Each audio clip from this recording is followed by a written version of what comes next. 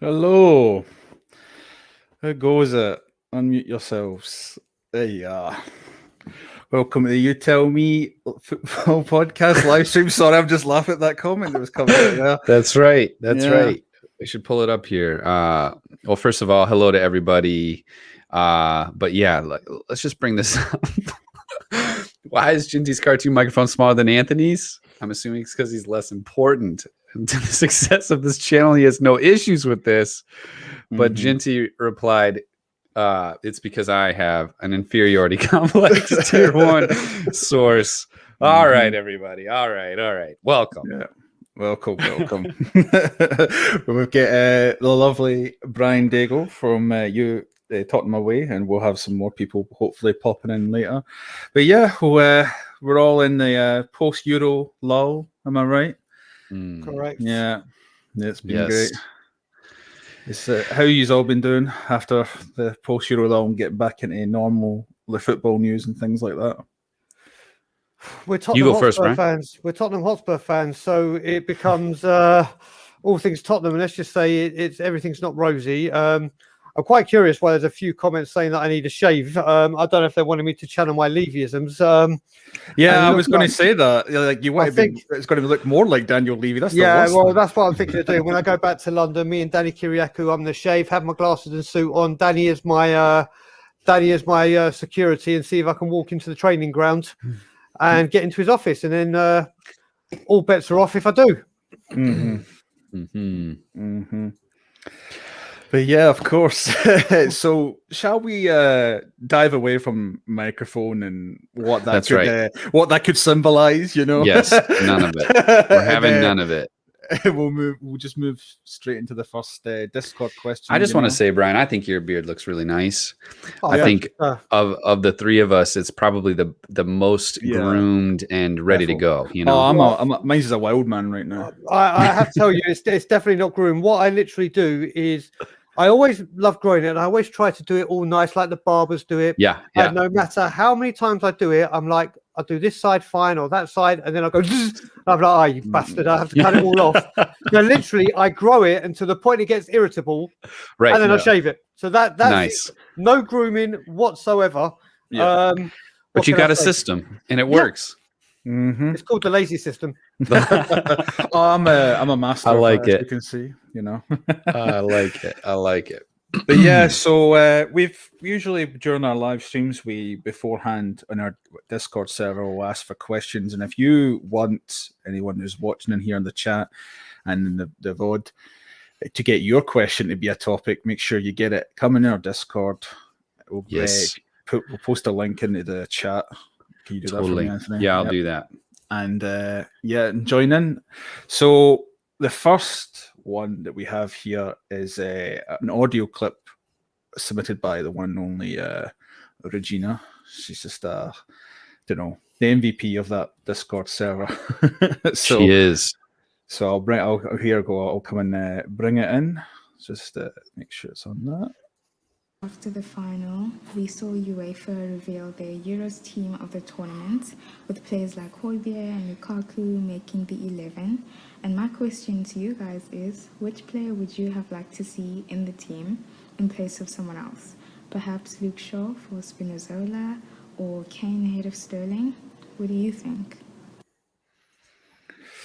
Great question. I think it is. I've got one, but any of you want to go start first?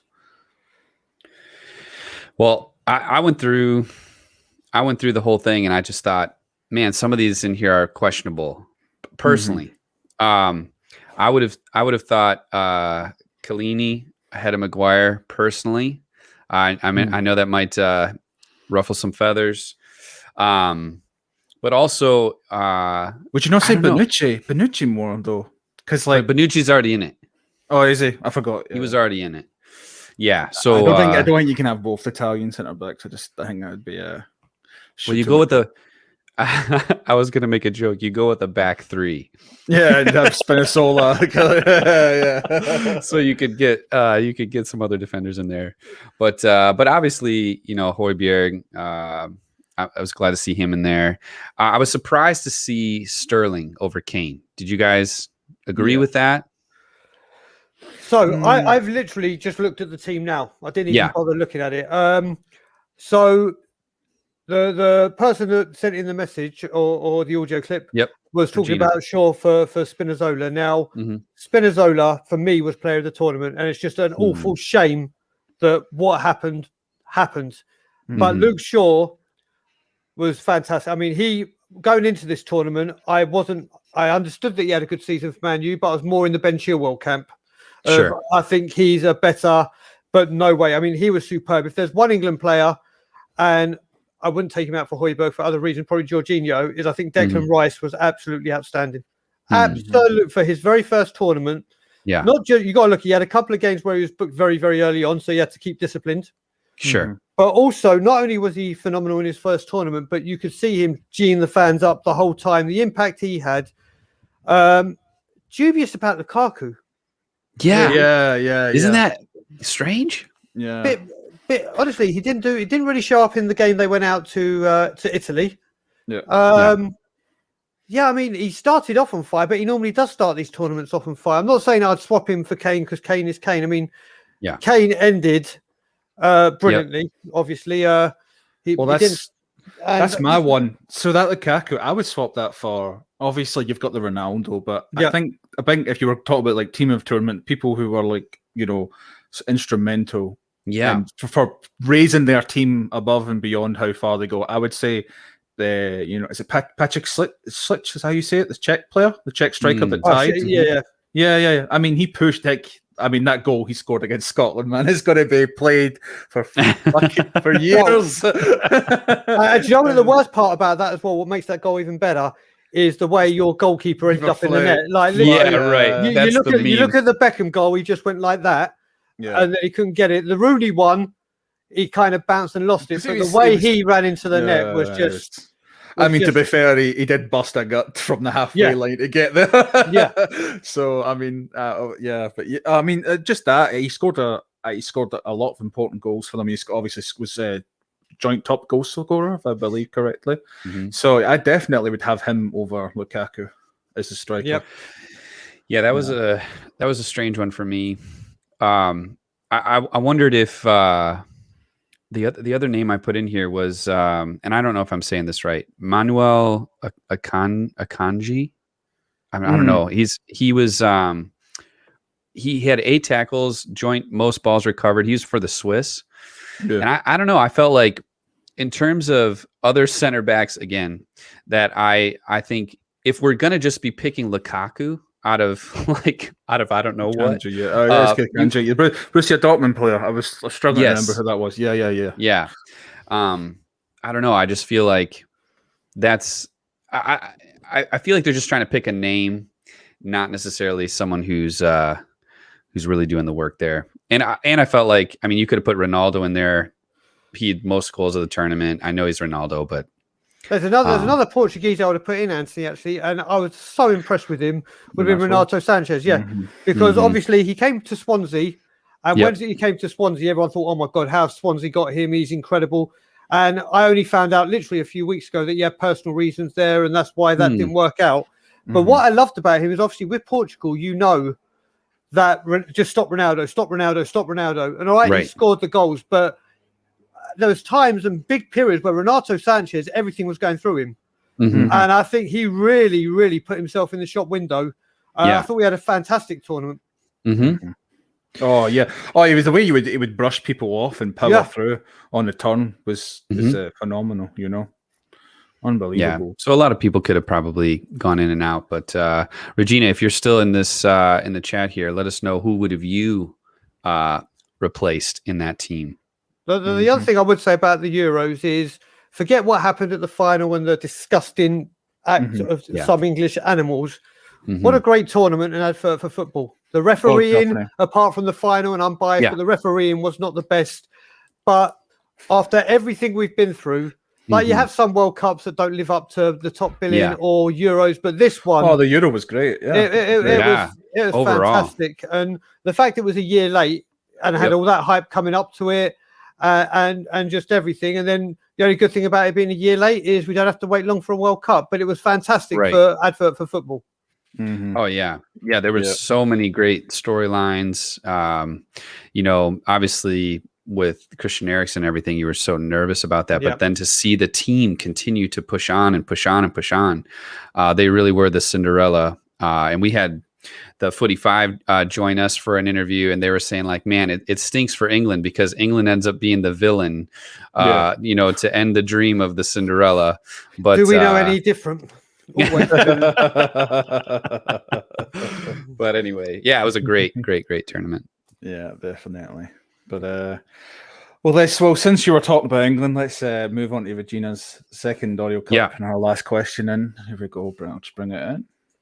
Came painfully close to winning the Euros after 55 years of pain, as fans like to say, and Southgate seems to be leading England in the right direction after reaching the semis of the World Cup as well. So my question would be, do you think England have what it takes to make it all the way and win the World Cup? Because with nations like France and Belgium not looking like they used to, surely England's young, talented squad deserves a shot. Or is the World Cup too big a stage for them to achieve victory?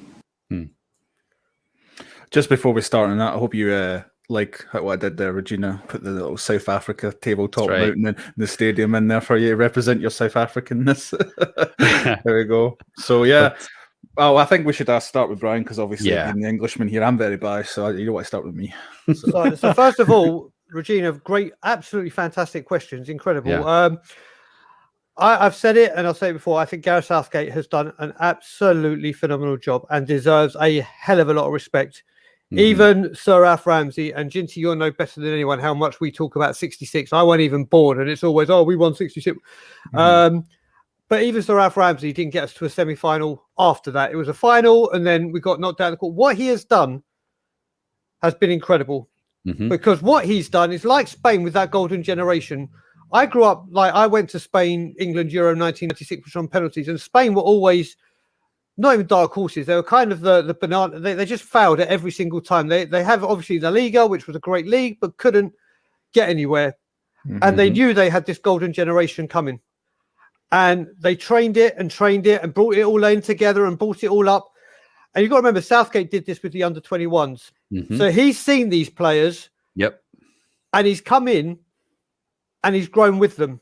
And the great thing is he's known their qualities. He's known what they were doing. So some of these youngsters that we didn't even know about when Southgate took the job, he was fully aware of it. Yep. Now, when we go into the World Cup, this pain of the final, they're going to take so much more from it mentally and experience-wise than if they'd won it. Because if they'd won it, it'd be just, I'm this old, I've won it, I've done it. They're going to take this pain and suffering and turn it into something to drive them on. And then if you look at it, Foden, a year and a half older, Grealish, Sancho, Bakary Saka, all these players at Bellingham, who is going to be a real talent and is learning, and we've seen what done with Sancho, learning out in Germany. These players coming through are really going to gain such vast experience. And this is before you add, by this time, I think Greenwood will be a constant in the team. And there's still people coming through. So I hope I think I haven't listened to it. I think Southgate has been cleared that, or it's been agreed that he is going on to Qatar. And fair play to him. Do you know what? Everyone questioned his tactics and everything in Euros, but up until the final with the subs or whatever you want to do and reacting to the 1-1, he did everything bang on the money. Yeah. And if he had changed anything like started Grealish, who knows if we'd been as defensive, or it's all hindsight. But I think the way he's going now and the unity that he has brought, we have to stick with him because, first of all, he's warranted it. And I honestly believe there's no better person right now to come in and take over. So for me, 100%. Yeah. Okay. Oh, and I've got cheeky little Bob Spur here. How's it going? Hello. Very good. How are you? Very good. Doing well. Oh, Bobby.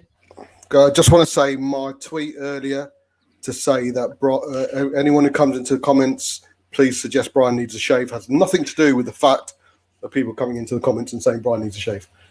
But why?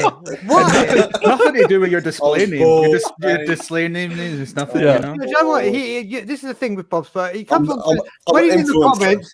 When he comes into the comments, he says, "Hi, these beautiful people." Oh, hello, Brian. Yeah. It's me. You know what? If the YouTube community had an HR department, Bob, you and me are going to have words. I know, mate. That is so I love funny. you, Bob. I love you. Yeah, To Discord, it's right there for you. Yeah, there it is. That's awesome. Brian, as you were talking, I think that's a really good point about him working with these, kids as they were younger, watching them, move up. I do think he has earned the opportunity, but I did feel like his tactics were clear, right? It's defensive as much as possible. And then you come up into that final and you have this amazing start, right? Like quickest goal in the final. And I was I have nothing invested in this, and you know way more than I do. But my thought was to take advantage of that and press into the advantage. And as a Spurs fan, I just felt like he Mourinho'd that game. Like he just didn't really take advantage of it. And it was like watching Spurs. It felt like it's like everybody started to sit back. And then when they needed to turn it back on again, they weren't there for it. So I know that's one game out of like multiple games. But I did feel like, man, is that, if that's the way he wants to play moving forward, that might be, at least for me, a question mark as for how you go into those games for the World Cup. So the question mark that I've got there, you're right. But as we're going into this tournament, one of the great things we had going into this tournament before a ball was kicked was, oh my God, look at the attacking wealth we have. Right. Just look at that. When you make a sub, like you take off a Foden and bring on a Grealish, you're not making the team weaker. Right. You may be strengthening it, but you're not losing anything. Yeah. And if I was the manager, obviously I'm not, I would have gone and said, right, this is our strong point. Like I was getting annoyed with Mourinho. Attacking players is our strength. Right. Let's use our strengths and not worry about the opponents. Now, obviously you're in a final and it doesn't matter what happens. You're in a big final, and the expectations of the country and the weight of this game of England getting to a final was so big. And I think when it became 1-1, he should have said, you know what? I've got all this attacking flair. If we're going to go down, we're going to go down fighting and go for it. And then avoid penalties. Sure. But again, like I said, with the players, they'll learn something. Southgate, totally. you know what? When you do it in managerial, we know he wasn't great at Middlesbrough. Got relegated, didn't have the best team. And obviously you're dealing with it every day. And it's obviously you can't just keep changing and going for it as like you can in tournament football. Right. I think come the World Cup in Qatar, he's got 2 years worth of knowledge. These players are going to be a lot stronger. And who knows, maybe also he will take from this, like the players. You know what? I tried to strengthen our weakness rather than letting my strengths go to town. Sure. And maybe he'll say, do you know what? Next World Cup, that's what I need to do. So totally. You take a lot more for like I said with Messi. Messi has won everything with Barcelona, but kept having the lows of doing it for his country. And then Ronaldo won something, and it was like, oh, here we go. Everyone's going to say he's got it, and he's finally got it over the line. But he's had to take loads and loads of anguish and hurt. Oh, totally. And he's learned from that, and now, so that's what you got to do. You take more from defeat mentally than you do in success. So let's hope. Yeah, for sure. Yeah, the definitely. You know, I don't know, mate. I always feel that I think that just showed, you know, at halftime that an experienced world-class manager made a change and Southgate didn't. You know, I genuinely feel it will. As much as it pains me to say, coming into this World Cup, you're clearly within the top 5 to win it. But can he adapt? Can he? Because, like, you know, that was the first real kind of like competition you had to face, you know, in that tournament. And let's be honest, is it going to be third time's a charm? Because you have had this historic easy runs to the later stages, you know, from the last World Cup and now in this Euro. just by other circumstances. Obviously you have to play who you get, but just by luck, So maybe will he have to actually go through a gauntlet this World Cup, and then that might make or break him. You never know. Definitely. Yeah. Well, there's things you got to take into Qatar as well. I mean, I used to live in the Middle East, and I know how hot. I know it's in the winter. I know it's in the winter, but believe me, it's still the winter there. So what happens over there? I don't know if it's exactly the same in Qatar as it is in Israel, but obviously, in the winter around October, November, it's still warm during the day, but the temperature drops plummets in the evening, but not to like England temperature. But I know all these stadiums are going to be air conditioned or whatever, but it's whether we can acclimatise. It's like if the air conditioning isn't as good as they said it is or whatever, it's going to be hard for England to kind of. And then you got to remember teams like Brazil and everything. It's their summer and whatever, so the heat is so. Qatar is a tough one, but do you know what? I'm actually going into this World Cup. I said semi-finals of the Euros. If Gareth's there and these players mature the way they do, I'm already willing with Brian Ireland. We're going to put $50 on each that England win the World Cup. Well, I thought I saw a video. I can't remember who it was that was saying semifinals for the Euros, and then the hope was to win the World Cup. Do you know who I'm talking about? I can't remember who was speaking, but I believe you said that as well. Okay, yeah, that's exactly what I meant. What do you think going in this, Bob?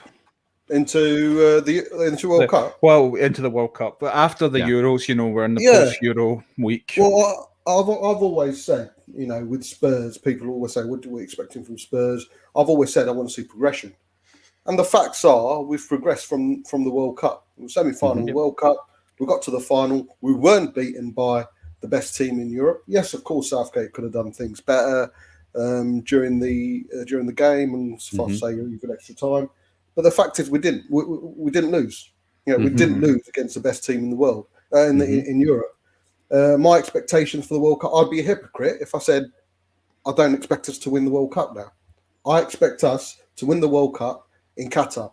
The things against us is the fact that obviously we're going to be playing the Premier League season till I think the 12th or the 14th, and the first World Cup game is like the 20th something. We've only got a week and a bit between us finishing the Premier League and starting the World Cup.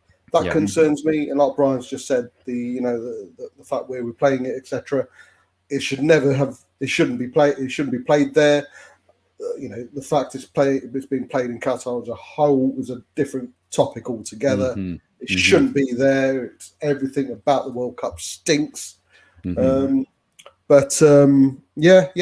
be a hypocrite if I said I don't expect us to win it, but I believe that as well. I think you say one of the top five. I believe we're one of the top three going into it. Let's be honest, and I think Will said it. The World Cup is like the Euros plus Argentina and Brazil. Well, the only good thing as well, I'd say, with it being in winter, forget where it is obviously a World Cup's normally in June. So they've had a long, grueling season. Then they have a little rest. Then they go into train. At least they're going to be in Premiership tip-top condition in October, and they're going to be like ready to go. It's going to be a pain on the Premier League. I don't know how they're going to work this summer at the end of this season to make sure all the fixtures. But if there's one advantage that you can take from this, it's we should be in a better physical condition going in than we have been at other tournaments. And people got to remember, Euro 2016, before Gareth, we had an experienced manager in Roy Hodgson. They had Harry Kane taking corners, and we went out to Iceland. So within 4 years, 5 now, if someone had said you're going to get to a World Cup semi-final and a final, every England fan has said before Southgate came in, or even when Southgate was appointed, no one would have put money on that, even if you got Leicester winning the league odds. Well, definitely. I mean, I'll be pissed if he's win. Obviously, I mean, the thing is, though, I think Iggy was messaging me on WhatsApp, showing the support that Scotland had, for Italy, and he wanted to share this, and I thought this would just kind of summarise to the audience how much of a disdain it would be. So let me just bring this video in. Here we go. Forza Italia.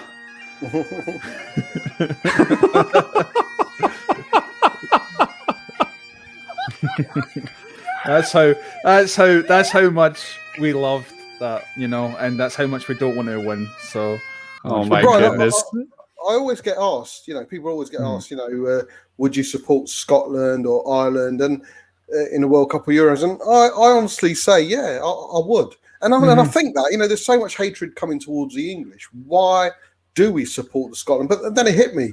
They're not really a threat, are they, Brian? I think that's probably it's more of a pity support rather than angry support. Ginty, I'm not meaning to rub this in or anything like that. But what was the actual last tournament you got to? Was it France '98? Yeah. So you know, you got there, and you know what? I must admit, even against the Czech, the first game you played, you actually played some really good football. I literally thought. I mean, in the previous ones I've seen, you lost to Costa Rica. I've seen Jim Leighton make how, you know what I mean? But you actually played in that first game some good football. Now, obviously, I don't know a hell of a lot of Scottish player. Andy Robertson is a goddamn superstar, regardless. He is absolutely. I mean, honestly, we didn't go any far because the up front, Lyndon Dykes, is set up in that team to head the ball down. If you looked at his aerial duels, he was the person that I think he was one of the highest strikers that were winning aerial duels. So we would hoof up the ball. He would header it down to Che Adams or to John McGinn to get these players involved. But like shooting, I mean, he missed some absolute sitters. Che Adams missed some absolute sitters. It was like, you know, that was the problem we had. We have nothing up top. We've got everything around it, but we just needed something up front, and we would have easily been first or second. You know. So, okay, Ginty, serious question for you. I mean this because I used to love this striker. If you had a Euro '96 Ali McCoist in that team, would you have got at least out of the group stages? Do you reckon those chances that were created? Yeah, he would have literally, because I think we would have beat Czech, we'd have beat yours, and I don't know about the Croatia game because they did all of a sudden turn up, so that might have been a draw. So I genuinely think we probably would have got first or second easily. You know, I mean, yeah. Even if we just had, I don't know, an on-form Lee Griffiths who's in his own world of trouble right now. Oh yeah, and stuff like that. You know, like I mean, he scored 2 against you the last time we played England. You know, so was Scott Brown? Has he retired from international? Yeah, he's retired. He's retired. Yeah, and he's moved on from Celtic and everything. I think I don't know if he's completely retired, but yeah, he's had his testimonial coming up and everything. But yeah, no, I mean, yeah, if you had Ali McCoist, or I mean, even as a Celtic fan, I'd have to hate to admit, but yeah, definitely. I mean, Kenny Dalglish would win. Yeah, that's a different story. Yeah, definitely, man. But yeah, I mean, it's you know, you feel sorry when you know that.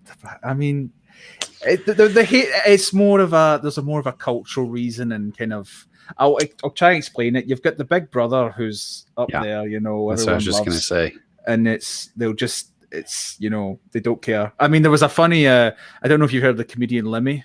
You know, a Scottish comedian. He was someone asked, "Oh, why do you not care for England?" And he's like, "Well, you know, when I was younger, we would have school holidays, and you would just have daytime TV, and it'd be all boring programs, you know. And then 2 weeks later, kids shows would start appearing during the daytime because the English were on holiday. It's like, leave the Scottish kids. Don't give a shit about the Scottish kids. The English are on holiday. You know, it's that kind of situation that we don't really support you, you know? Yeah. Do you know what, nice jumping in there, kid. Yeah, Anthony, I don't know, because obviously I've been here for 3 years, but there's not many like football with England, Scotland. What's the relationship like if America in the Olympics, if it's hockey or football or basketball? Is there that kind of intense rivalry, or is it more just a like North American? Yeah, I would say in, like, for example, hockey. So I'm like, Detroit they got the Red Wings. Yep. And so there's a strong hockey support here. I would say if it's Canada or not Canada, not Canada. You know, just because the rivalry is intense and it's equally matched. You know what I'm saying? Yeah. It's like, so at the same time though, it's not really. I don't feel like it's apples and apples. You know what I mean? It's like apples to oranges a little bit because you're talking about it seems an unevenly matched comparison. I mean, your biggest football rival is Mexico, isn't it? Yeah. So yeah, for us, Canada is useless. Yeah. What would this man have to say about that? Yeah. Well, when it comes to football, he knows. When it comes to Canada, I mean, the great thing is we've got the World Cup coming here in 2026, like the 3 countries. Yeah. I think still the actual host nations qualify by proxy. Right. Canada are going to get absolutely walloped. Like walloped. It's Alphonso Davies versus a country. But we shall see. Yeah. So I would say it's like in some ways it's understandable. It's interesting too to see like Matt Hayes and some of these other guys too that were feeling the same way, and so it's just interesting to see from the other side of the Atlantic, because over here we're happy for all of you. Mm-hmm. Yeah. So I couldn't believe it, Bob. I don't know if you've heard. So my wife took me to a CFL game, which is like the NFL, but it's like Canadian rules, a little bit sport. Yeah, a little different. So we went to a game at the Toronto Stadium, and we got to our seats and just sat down. We got there quite early. Within about 10, 15 minutes, literally the row in front of me, 7 people from the opposing fans came and sat right in front of me. And I looked at my wife and like, what? Yeah, you mingle. I tapped her. And was like, I think you're in the. And my wife was like, no, we all sit together. I was like, I beg your pardon. Yeah, it's weird, isn't it? It's weird. Like, they all so stuck together. Yeah, it freaked me out. I thought I was being in some kind of joke. I thought I was being like on TV. Like I was like, how is this even possible? Yeah, it's like Arsenal Spurs all over again. Oh yeah, completely, mate. We all mingle. We all mingle, sit together. Totally. Oh, definitely. No big deal. Yeah, but no, for all the sports here, everybody's intermingled. It's a totally different experience. Yeah. But what's super fun though is like, speaking of the Red Wings, like you'll find there are certain places where the Red Wings will play, particularly in Phoenix, where there are almost more Red Wings fans in Phoenix than there are fans of the Arizona Coyotes and stuff like that. And when you're watching it, and it's like you can hear them cheering for your team, in that it just feels like we're everywhere. It's a good feeling. Yeah. But okay, moving on. Oh, dude, this guy with American hockey. I know. Yeah, Cody's in a growly mood. He's in a growly mood today. Yeah, he is. Oh God, earlier on Twitter. Oof. So I think I'm going to this one because we're talking about, there's that MLS. There's Tom McPhee was asking our thoughts on the Messi's new contract. Have any of you had a wee look at it or no? Yep. Yeah. So, I mean, it's a 5-year deal, 50% cut, 2 years playing, 3 years as ambassador, which can change. 300 million release clause. There's apparently some penalty clause if they cancel it, and I don't know what they haven't reported what the fee is. Early redemption fee or whatever. And they've reported there's a potential MLS clause so that he can leave early. Pay him in full. Paying in full. But I love how, when I looked it up, his at the end of his previous one, £476 million that contract paid him. Because Anthony, we were on ages ago on a stream, was just blasting Man City for spending $500 million on their back line, and I was just laughing to myself. It's like secretly Barcelona just keeping their head down, just pretending because they're just playing it on one player, on one guy, on one guy. Yeah, but I mean, that one guy. But obviously, he is the one guy. But then they're reaping what they sow, right? I mean, they're in trouble. Yeah. Yep. So. I mean, this is what they're saying. This is a 2-year deal spread out over 5 years. That's why he took that massive pay cut. This is the thing. Actually, this is the thing, and they've been very clever, both Barca and Messi, because he looks like the hero. He's taken a 50% pay cut. He's helping Barca out of their crippling debt. Yep. But what it actually is, it's basically a longer contract so they can pay him what he originally is. Yeah. So it just carries on. And he gets what he would have done. He's just contracted for 5 years. Even like I said, playing for 2 and then ambassador for 3 or whatever, which let's face it. Still getting paid. Yeah. Exactly. Let's face it, if he just signed a 2-year and then vanished, there's no doubt in my mind he continues with Barca as an ambassador like Ledley King or whatever. So he's going to be there. So it's a way to and all these things that he can go and play for the MLS and we'll pay him in full, so he gets double bubble. It's win-win. Listen, like you said, Messi is one of those players that thankfully don't need the money. He's not. Oh no, pay me 100% or I leave. He's like, listen, I've been he must be a billionaire now with all those sponsors, and if he's just got $500 million off his contract from 4 years, he must be not paying his taxes as well. Allegedly. Do you know what? I worked Bale's contract out a few years ago. Me and my best mate were like, right, he's on £600,000, whatever. It worked out that he was basically on £1 a second. Yeah, a second. Incredible. No, it was £1.17. It was that funny fact where someone. Sorry, I tried to leave you. No. Because the reason I say that is because someone said if he dropped a £1 coin, it would actually cost him more money to go and pick it up. The time wasted to pick it up. Oh my gosh, that's ridiculous. Listen, Messi has given his all to that club. No one can ever say he hasn't, and he's getting the end of his career now. They've said, do you know what? Here's 5 years. We'll pay you for 2 of them. He's coming to the end. He's not coming. The only shame is, not just the Premier League. I just wish, like Ronaldo, he'd gone to another league just to see what he could do in another league. Because Ronaldo, as the Ronaldo fanboy down there, will always have over Messi is that Ronaldo's moved to other leagues and proved himself. Yeah, exactly.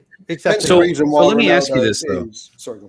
Go ahead. I was going to say, hence Ronaldo is easily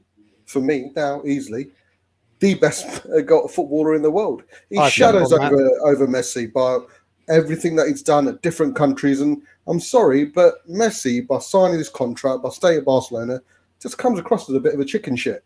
He's afraid to try it elsewhere because he might get found out, he might not get the success, he might not get the goals. Ronaldo's gone to different countries and stayed on par, if not gone ahead, in Messi with Messi on certain figures. So for me, Ronaldo easily the best. Exactly, there you go, Jack. Spot on, mate, as always. Yeah, like I say, Messi comes across as a bit of a, in his comfort zone chicken shit. So would you say the same? If you're watching Messi, that's what I'm saying it to you. I bet he'll just grab $100,000 and wipe his tears. Yeah, exactly. No, so let me just ask you. So in terms of, let's say, Harry, right? Do you expect the same from Harry? If Harry has the same aspirations as Cristiano Ronaldo and he wants to be in the same conversations as Lionel Messi, then you would say he shouldn't stay at Spurs by any means. He should prove himself in Germany. He should prove himself in Spain. He should prove himself in France. And he should move on as quickly as possible, right? By the same logic. But he's at the most competitive league right now. Yeah, exactly. You have to ask. You had to ask that, didn't you, Anthony? Because you're going to make me look like a hypocrite now.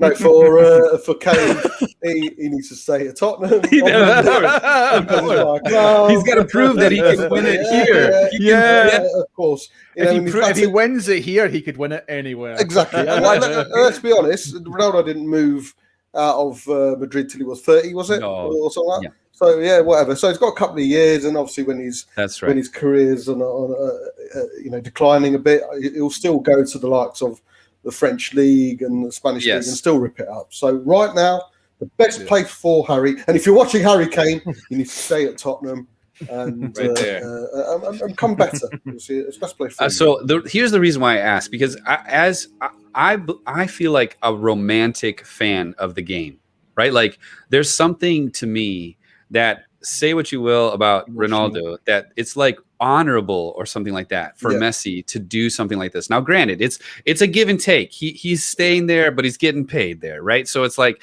but there is something about like that one club man, right? Yeah. Like I don't know. So as much as the game has certainly evolved from that, and it's very much about money, like everywhere. I still feel like with Messi doing this, now granted, he might go play in the MLS and whatever, but just there's something still romantic about the game to me, that there are at least some players playing for their boyhood club. You know what I mean? So yeah, I mean the way I think the problem is you're kind of like you're too in it. You know what I mean? You're too far into it because you're looking at Harry Kane's playing it and he's playing for your team. You know, because I know exactly what you're talking about, because as you know, growing up in Glasgow supporting Celtic, Henrik Larsson stayed at our club for 7 years, and he shouldn't have stayed. Like nowadays, man, if he wasn't the person he would have been 2 or 3 years maximum and gone, because he was leagues above everyone in that. I mean, he was the best I mean, he went on to Barcelona and then did it for me as a Spurs, completely ruined Arsenal's chance at the Champions League, So, I mean, and he went on to Man U. I mean, it's the fact is that, I think it's comparison. It's a comparison thing as well, isn't it, gents? It's the fact that we are comparing him to Ronaldo because they are that level up there. If there wasn't a comparison, or if Ronaldo had stayed at one club all his life, then that comparison would never be there. But the fact we are comparing him, rightly so, against there's only one other name. It's only Messi or Ronaldo. There is no other names up there. And it has to be a fair comparison. And the fact is, well, I think World Football would say Messi's chicken shit. I would say, Messi, Ronaldo, but I would also say that someone is on the level, obviously not for you guys, but for most of it is Lewandowski, I would say. A lot of what you've got to look at as well with these one team players. Yeah. Apart from Matt Letizia, who obviously stayed, he wasn't originally from Southampton. You look at them. I hate to mention this guy's name, Tony Adams. You look at you look at Gerrard. You look at these players like the Nevilles or Gary Neville. Ledley King. Ledley you can, but the thing I was about to say minus Ledley was the reason these players. I mean, Gerrard got close to going to Liverpool, but he didn't. These players that we're talking about, one club players, they won things. Exactly. Yeah, right. They had it in their heart and they carried on winning. Now, Harry Kane, bless him, there is no doubt whatsoever about his love for Tottenham. No doubt whatsoever. And we all love Tottenham. I always said if I ever made it, the only way you get me out of Tottenham is if they were going bankrupt or whatever. And they said, listen, I would never demand a transfer if I was there. But I looked at it now from Harry's eyes, where obviously his objective was to become top goal scorer, get us where we need to do, score. He's done it every single year. Yeah. Every single year. And we don't know for sure, but we pretty much can guess that he's been lied to on many occasions. We're going to do this. We're going to do that. We're going to get this for you. This is going to happen. And it's got to the point, especially in his position, where he's been overplayed, overused, and to a kind of extent, underappreciated and undervalued because we've just literally said, you're our number one striker, you're going to play whether you're fit. And there's been no... Exactly. There's been... If there was just that one striker we had, like you look at it when we had Berbatov, Keane, Defoe, if there had just been that one striker to say, right, in the FA Cup early games or Europa League or now Conference League, you're going to rest. You're not even going to come on the plane and travel. You're just going to rest because we need to keep... Who knows if his injuries would be as big as they are now with his ankle or his hamstring. So these one club players, it comes to a point where you look at Harry, and even if he hands in a transfer request, which none of us want him to do, if he goes, I will applaud him off and say, do you know what, mate? Thank you. Oh, definitely. If he wants to go, mate, definitely. I don't know very many Spurs fans that would disagree with you on that. I think we all are looking at it going like, dude, this guy, he's only got so much time left. Of course, we would like as many years as he'll possibly give us. But the reality is we are like crumbling, and he deserves better. Do you know what I'm saying? Yeah. View on Spurs, the comment he's just made, to see Kane lift a trophy with us would mean, mate, I think it'd mean everything to Kane as well. Oh, yeah. It would mean everything to Kane to lift. Get that monkey off his back as well, man. That's it. And I think maybe like all of us, he's slightly delusional and is clutching at straws. Right. We just hope, there's certain promises made that are actually seen through this time around. Yeah, it's a good segue into the next Discord. I knew it, mate. I did it on purpose. Thank you, mate. That's why I bring you in here. You know? That's right. First time, thanks. It's not a delusional, you know. Man U, you know, the past former glory. Steph Works asks, can Man U finally win the Premier Champions League if they complete their moves for Raphael Varane and Kieran Trippier, plus the potential of Harry Kane, because obviously that was in the talks. And I'm going to see if I can... I don't fuck this up. I'll try and put this share screen right. Well, I hit the right one. I did hit the right one. So this is the potential looking, you know, without Harry Kane, because I don't want to put that in. But this is if they get Kieran Trippier and this Varane deal done, and this is the potential looking, squad that they have to go for. Do you think that this is the moment where they might finally push on to win a major trophy for the first time in a long time? If you look at this lineup, simple answer, yes.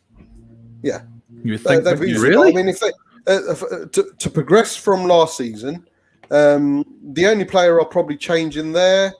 No, I do. I mean, Sancho, I've still got a question mark against him. I've never seen him do it. I don't watch Bundesliga. You swap out him for Greenwood, you know?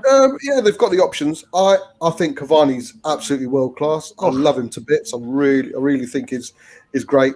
And Rashford, I think he needs to push on. You know, he's had a few seasons of staying a bit static. In fact, some people will say he's declined over the last year. But for me, there's no reason why they can't challenge. Could they win it? It's a different question. But there's no reason why they can't be a definitive top 4 challengers along with the likes of Chelsea, Man City and Liverpool. So which adds obviously more pressure to us. Yeah. Well, do you know what? If they get this team together minus Kane, I mean, Trippier, why the hell we sold him, I just do not know. I mean, I just, whatever happened there, I just don't know. But you look at that team, and if that is the team, then you're going to see who's the weak link. And if they can't seriously challenge, and I mean seriously challenge to like April and whatever with whoever it may be, then you know it's Solskjaer. Yeah. Oh yeah, definitely. Because what I will say, this is what they're potentially doing. And don't you just hate? This is why I get so annoyed when Man U protest the way they protested. It's like, yes, you hate the Glazers. Yes, you hate what they're doing. Yes, they're taking money from the club, but they've told you they were doing this. And it's like you protest, and you're about to get Jadon Sancho and Varane. Yeah, and it's just like, no, it's just. But Man U on the pitch, and they look like they're going to be frightening. Listen. Yeah. If they do have that team, and they took their time with Cavani last season, I think exactly the same as Bob Spur. He is still, I mean, he tore us to shreds at White Hart Lane. His movement, he literally ripped us to shreds. Well, it's like Berbatov. It's all up there. He doesn't need the legs, man. Yeah, and the youngsters, you know, the likes of Rashford, and even Rashford, who's been there for a few years, Sancho coming into the Premier League after Greenwood, they should watch him. Because they can sponge off so much experience off him and just movement. Rashford with Cavani's movement could become one of the best strikers in the world. That team there is, I believe, miles better than the team Alex Ferguson won the Premier League with last time. 100%. Well, the thing is as well, they didn't bring, and I don't get, and I wanted us to sign him so bad, and apparently we made a last late-ditch effort, is Van der Beek. This guy is the exact guy like the Eriksen that we're missing. And who knows how far United? I mean, again, it's hindsight. I don't know why he doesn't get time, mate. I really don't. Don't you think it's damaged goods now? Don't you think wherever he goes now is going to take him a few months or so to get back that confidence and back? Take him all day long. That form? Would you? Yeah. All day long. All day long. I would as well. But yeah, I genuinely think this is a kind of from the board to kind of push Ole Gunnar Solskjaer to say this is your time now. If they do this double team, because if I would say a minimum, this team has to get top 3 and has to get at least quarterfinals of the Champions League to be anywhere near I mean, that's the bare minimum for him to have without being. You've got Champions League experience throughout, ain't you, Jen? You got a Champions League experience throughout, so there's no reason why. You know, they shouldn't be going further. It should be. I'm saying that's the bare minimum. That's like before. If he should be sacked if he does not get top 3, or I mean even top 2. Like he should be coming runner up with this team. I'm not trying to be contrarian, but I just feel like, do they have the mental capacity though to actually, like, I can see them challenging for top 4, but actually competing to win.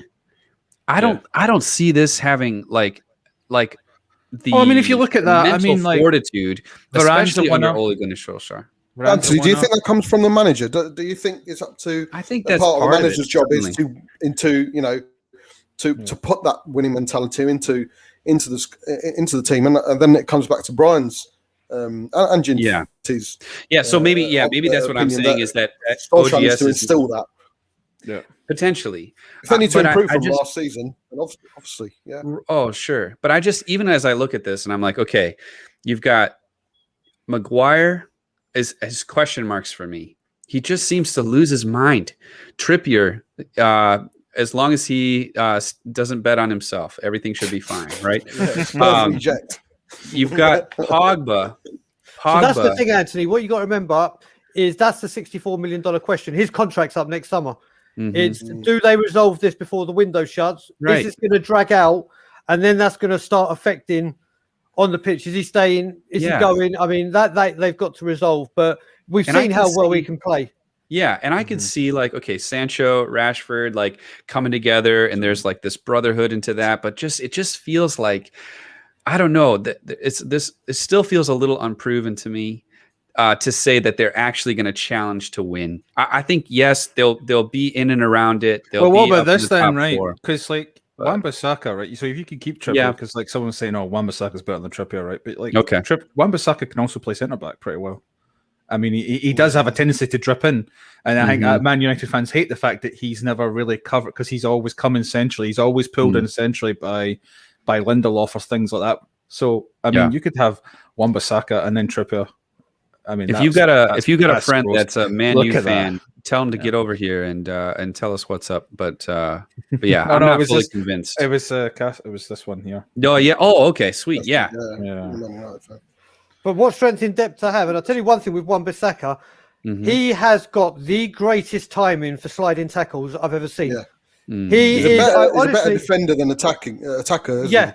Oh, much better. I mean, so if you did move him central, when he does go to ground, like literally 9.5 times out of 10, he gets a clean touch of the ball. His timing is sensational. But yeah, Trippier just offers you so much going forward. Do you think the most underrated player in that team is McTominay? Because I love him. I think he's really underrated. He's not spectacular, of course, he's not. Although he loves scoring. He's like Nicky Butt. Goal. Yeah, but he's got a bit more drive and pace about him. I think he's so underrated, and he is a typical Fergie player, isn't he? You can see him. Yep. You can see Fergie picking McTominay for every important game, like he did with Jason Park and Darren Fletcher. He always picked them. Darren Fletcher, the perfect example. Yeah, Darren Fletcher. Yeah, another Scottish boy. Great player. Yeah, exactly. Really good. Really good. But yeah, so yeah, I'll bring that back out so you can all see your lovely faces. But definitely, so yeah. That's true. Simple answer. Or we don't like right backs. English right backs we seem to hate because we're all English, man. Yeah, totally. You got a competitor, But yeah. So yeah, I mean, I don't wish that on anyone. So give me a yes or no. Each of you will start. Anthony will go clockwise. Yeah. Do you think if they can complete that Varane Trippier deal? Potentially even Kane, but just leave that as an undecided. Yeah. Can they win the Prem? Should they push to win the Prem or the Champions League? And can they? I think they should do.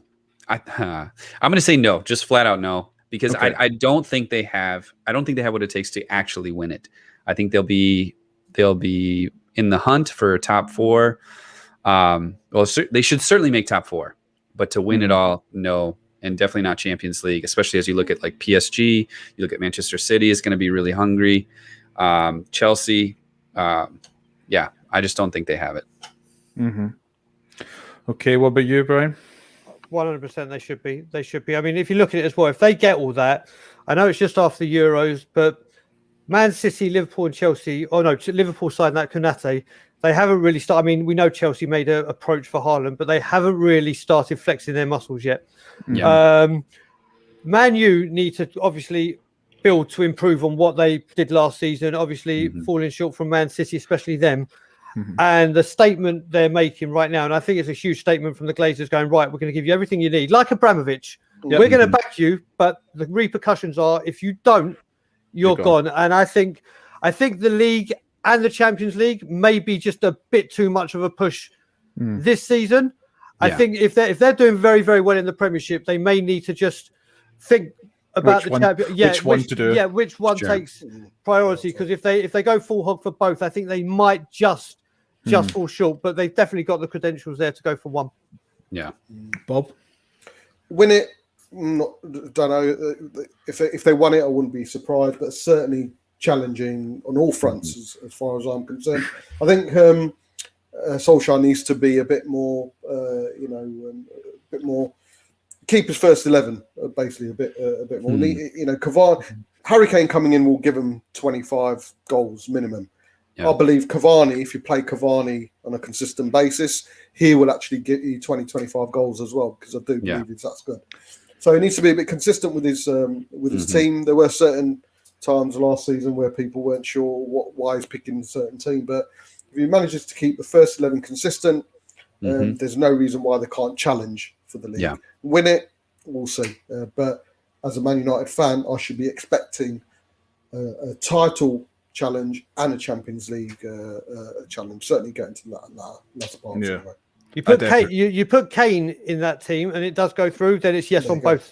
I mean, Kane and Cavani's like, which one do you put? Like, you could just say, we'll have him for the Champions League and we'll have him for the Premier League. But I definitely think if it's not first or second, I mean third a minimum for the league. Quarter final should be semi final for them. If they don't, Solskjaer has to go. Yep. Yeah. So this, in the last Discord question from Larkin here, I don't know if you guys saw this. It was in this weird new rule. It just came out for not this season, but next season in Serie A. Clubs can't have green kits. It's one of these. I'll show you the news thing if I just bring it up. What is that? Eco-friendly kits or is that green kits? It's right here. No, green is in the color, not just the eco-friendly. But why? So this is it. It's got to be referee related. No, it's the TV. It's reported by Football Italia that television companies have called for the change as they fear green kits and the colour of the pitch are too similar, causing the players to blend in with the background. This would make it difficult to watch the games. Before we get too crazy, I have heard that for people that are colorblind, this is an issue. Right. So it's like flopping people about. Yeah. Or they're trying to find the heads. But my rant now.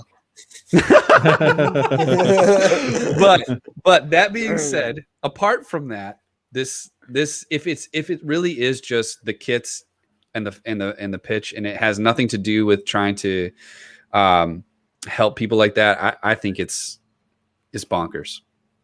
I didn't know this, by the way, that Orlando had a Christmas tree shirt and Lazio had that one, so they're saying that's problem. Yeah, a Christmas tree one. Yeah. The only thing I'll say about green, and Bob Spurl will know what I'm talking about. We both watch a show called John Taffer Bar Rescue. Okay. And he goes into basically pubs that have been run terribly, manages it, turns it into and one of the things he always says is when he sees a pub or a nightclub which is lit under green light, he goes crazy, because apparently the way food looks under green light and the way women or guys look is a really bad. So I can see with that rule, like they said, especially I didn't know that with colorblind people, that it could be an effect. When you think straight away, you think, what a ridiculous decision. Right. I mean, why pick green? Like, of all the colors, it's on your flag. It's like, why? Totally. I thought the way it was making more sense. I read that as in all Italians will wear a green away kit. Maybe like supporting a charity or whatever. So that's what I originally thought. But you look at it, it's like, again, it's not. What's annoying me is it's the TV companies that are making these. Yeah, you're making it difficult for us, and we're getting this. You must check the influence they're having on football. Yeah, it is getting beyond a joke. But based on what you just said about affecting colorblind people, then obviously if that's an issue, that needs to be addressed. Save the rant for that one moment, because it does sound so crazy. I mean, can you imagine what would Celtic do, Chinty? They did say away kit, so home kit they're okay. Okay. Yeah, mate. Yeah. I know our away kit's an emerald green. What about a goalkeeper? Lloris will be able to wear his. Well, they said keepers. Keepers are allowed to have it. Keepers are. It's just outfield players. Yeah. No run. Yeah. Colorblind people. Big up. I've got it. It's got to be one of the weirdest kind of rules since I've been around. I think the only weirder one. Maybe I was like looking back was that silver goal rule. Do you remember that? They tried to implement the UEFA. They would score in a half and then it would end at extra time. Did you know that, Anthony? So it used to be. Do you know how golden? So you had golden. Golden goal. Right. Yep. So silver goal was that they would, if you scored in a half of extra time, at the end of extra time, you would have won. Yeah. If the other team didn't score. Yeah. So the match didn't immediately. Yeah. Oh, interesting. So if you scored, the other team still had a chance till the end of that half. Yeah. But if that half ended, the game was over. That's it. And also that weird one they tried to do way back before I was even I thought in my parents' mind was the one where it was the 2 points for a home win and 3 points for a away win. I was around. Yeah. I was around when we used to have 2 wins for a win. Remember that, bro? You were from that era. I think I was just at the tail end of that. But the rule that changed, and I still don't understand why. I think they did it in the Carabao Cup or whatever when they made this A-B penalty thing where when A, B, B, A, A. It's like, why? Guys, if you're getting the more Americans that get involved, I'm just warning you. Like this, I'm serious. Like with the other sports that are in the United States, you think about basketball and the way they do their playoffs and stuff. Like it's super fun to watch. Like when you talk about the NBA finals or the NHL finals, and you're playing that team 7 times in a row, potentially, it becomes fierce. Because you're just like, we lost. You're trying to do best of 7. It's a super fun thing to watch. But then you start looking at how they adjust the regular season to make it more exciting. I'm just saying, the Super League is probably just the beginning of that. Do you remember the run-up penalties as well? That's what I was going to say. Yes. I was MLS, the run-up penalties. Dribble it up to a certain point and then try and score. I was about to ask that because you're talking about Americans, more Americans getting involved. Do you remember the American penalties? Yeah, that's the kind of stuff. I mean, in some ways, it's like sometimes it works. Sometimes they'll have something that it's like it actually helps for especially these super long seasons that they're playing. They're trying to end games earlier to save for players and make it more exciting, whatever. But I think, there's a lot of things they're going to tinker with, especially as you start to think of a more worldwide game. Oh yeah, well it's weird because Americans actually had this system where they had extra time and penalties for every match. If there was a draw. If there was a draw. Well, because it was like that's the thing in the United States. It's like, well, do you remember the Ted Lasso thing? They need a winner. Well, they did the Ted Lasso thing with Spurs, and he was like, dude, if there was a draw in America, that would be the fourth horse of the apocalypse. It's just you can't. It's just so weird to them. They just have one in the NFL every once in a while. Also, we always take the piss. We always take the piss out of the laws. What do you think has been the best law that's come into the Premier League of late, or not of late, or ever? VAR. Yeah, right. Yeah. It's an unpopular opinion, but I definitely think. Really? If used correctly, I think if you look at the Euros, mate, look at the Euros as a. Exactly, they did have the World Cup as well, and then we just messed it up. It's the English referees. It's like that meme from a Mitchell and Webb look when the guys are the Nazis and they're sitting down and going, "Are we the bad guys?" The English refs are looking at the Euros going, "Are we the problem?" I thought VAR was the problem. No, we're the problem. No. Yeah, it's definitely. I think VAR it solves more issues than I think. I will go one step back, but I will still say technology, the goal line technology. I think of all things, it's clear, it's defined, it's the ball, right? We're not talking about shoulders or like armpits or something like that, where you're trying to figure out what exactly. I think the goal line technology is huge for the integrity of the game, and no one complains about it. It's just like, did it go in or not? And you keep playing, and if the watch goes off, it's a goal. Bless Pedro Mendes. You know what it is? I've seen that we're all going back. I'm going to go back a little bit further. I'm going to say the back pass rule. Because what happened with, and we used to watch it, Bob, on a regular. Yeah. Once the team was like winning 1-0, 2-0, there's 2 minutes left, back to the goalkeeper. Yeah, right. Now, don't get me wrong. Teams still have the option to do that. Yeah. But you are under pressure. People are coming at you, and it was something that had to change. Goal line. What I love about goal line technology is that decision. You don't see any player going, "Oh, it was a goal." Nope. It's like literally, it's not a goal. It is a goal. Right. Done. Deal with it. Yeah. And that's what I've loved. The back pass rule as well.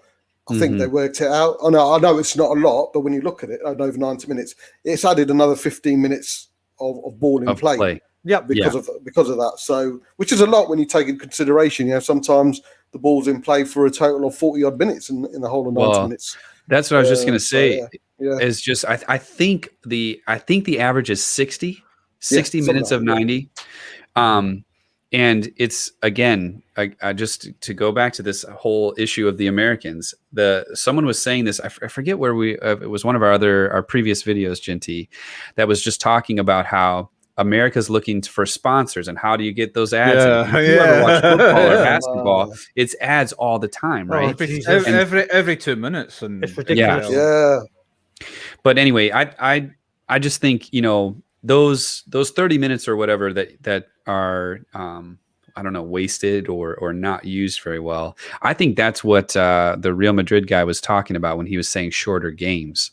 I think that's literally what he was thinking, was similar to, say, hockey or basketball or something like that. When the ball goes out of play, the clock stops and you just make the game 60 minutes. And something like that. But it's totally changing the way that you play the sport. I'm not saying I'm for it, but I'm just saying I've seen how it happens on this side of the Atlantic. Mm-hmm. Well, that was the end of the Discord questions. Thanks for people who put them in. Just going to get another drink, guys. Okay, I'll be back in no worries. No worries. But as I was just having a look at what else we could talk about, and I was looking at that Man U team, and there's an even scarier team potentially on the horizon, which is PSG. If you had a look at their potential, man. Do you know what this is? I've tweeted on Tommy's and everyone, and I pissed myself and say, and people really thought Poch was coming home. Yeah, mate. Look at that, mate. Potential Ronaldo, right? I've left him here. Potential, but just avoid that attack, right? Even if you don't. Yeah, these are all confirmed players apart from Ronaldo, right? But I will avoid this, right? Because this is just its own conversation. But you've got Hakimi, you can have Sergio Ramos and Marquinhos. Marquinhos has been playing amazing, and then you can just swap one of them out for Kimpembe. Is one of the first choices, and then you've got Bernat. I think honestly the left back is the weakest part, but Bernat is not a bad player, because I think it's that or Cruzado, the French guy, and then you've got Gini Wijnaldum and Verratti. You saw how amazing Verratti was at the Euros. Gini Wijnaldum was playing great at the Euros, is playing great there, and you could swap him out, for Paredes or Draxler, for these kind of things, and then you've got choices between Keylor Navas or Donnarumma as your goalkeeper, man. It's just like it is incredible. And this I mean, the fact that this attack, you could have Neymar as a cam, like he plays for Barcelona, because that's how you'd fit these two in. You'd have him, because Mbappe's played on the wing before, the left wing. Ronaldo up front, the striker, with his old partner Di Maria. I mean, that's a lethal attack. It's an unbelievable lethal attack, man. It's a must win, though. Yeah. Like, if you don't win with Poch Poch should be sacked as well. Where do you go? Right? Like, if you can't, if you get pipped for your own league and you don't win the Champions League, it's like, what other resources do you need? Yeah. Oh, they definitely. This team is the team they're building. If they can get this Ronaldo one through, because they're apparently are in the middle of a deal with Juventus to swap out Icardi and some money for him. Okay. So I mean, this is looking likely, because Icardi is a Serie A proven player. Sure. And I definitely, if they're looking to offload Ronaldo, because they're showing his wages. He has like 30 odd million. He's like 10 times more than anyone in that league. I think Juventus are kind of looking to kind of readjust. So the fact that they could probably get him off the wage book, bring in a proven player at the Serie A who was I believe the top goal scorer before he joined, and then they'll have Ronaldo, mate. That is just that Di Maria, Ronaldo, Mbappe, and Neymar up front, man, is just unbelievable. Yeah. Brian, do you think though that Poch would think this is any fun? Because Poch is such a developer, So the thing with this is, it's kind of like putting together the Galacticos at Real Madrid and literally buying great players to put into a team. Now, that really isn't Poch. What Poch likes doing is obviously working with a high caliber of player, but building them up. Now, the thing that messed up PSG last season was Poch came in January, and we all know what Poch's pre-season is like. We all know it's very, very grueling, but the benefits will come in. Now he's going to get a full pre-season with this team. I literally, if this is what it is, minus Ronaldo, with Ronaldo, whatever, I literally predict them pretty much not only going undefeated, but they have a case to go a whole season winning every single game. With Poch's way, if he can do this, the array of talent, even on the bench, like you said, they have got, especially in the French league as well. Under Poch in his pre-season, this team will be unplayable. And the difference between them and Man U, like we were saying, that maybe they've got enough for one, not two. Yeah, this team is both without a question of a doubt. They have to go for both. Right. It's phenomenal to think that what Poch wanted at Tottenham, no matter how little, obviously we can't compete with PSG, and what he's got now, and there were talks that he may come back. This just goes to show we can't even sign Koundé or get Tomiyasu over the line. It's like, here you go, have Donnarumma, have this one, have it's going to be frightening. Hakimi, Sergio Ramos, Marquinhos, Bernat, or swap out for Kimpembe. It's a disgusting back line. Unbelievable. Full of just I'll be back players. in 2 seconds, guys. 2 seconds. No worries. What about your thoughts, Bob, on this potential PSG team? When I saw the blue and white, I thought I was looking at the Spurs team. And I realised, you realise, I realised. But it's I've still got the question why Poch didn't come to Spurs. And if you're watching Poch, you're chicken shit. No, I think I know what you're saying, Anthony, with regards to how would you feel because he's a developer. I think right now where he is with his career, he just wants to win something. And he's filled up the team with winners, hasn't he? The proven winners. I don't think there's anyone in that team who hasn't won in anything. They've all won something, and probably a majority of them have won the top, the biggest titles in the world. So. A lot. Let's go through it. You've got two Euro winners, World Cup winner, Copa America winner, a Champions League winner, a Euro winner, a Champions League, Copa America, Champions League winner, Premier League and Champions League winner, and I believe Bernat was still in the Euro for that 2012. So it's everywhere. It's and Sergio Ramos has literally won everything as well, man. Right. Literally won everything. Yeah, that's unbelievable. No, Neymar hasn't won the World Cup. Sorry, no. But but he's won. I think he's won the Copa America. That's it. Yeah. So exactly. So he's got a bunch of winners. They've got the winning mentality. And I echo what Brian's saying. There's no reason why they shouldn't go unbeaten in their season because who's their nearest challengers really?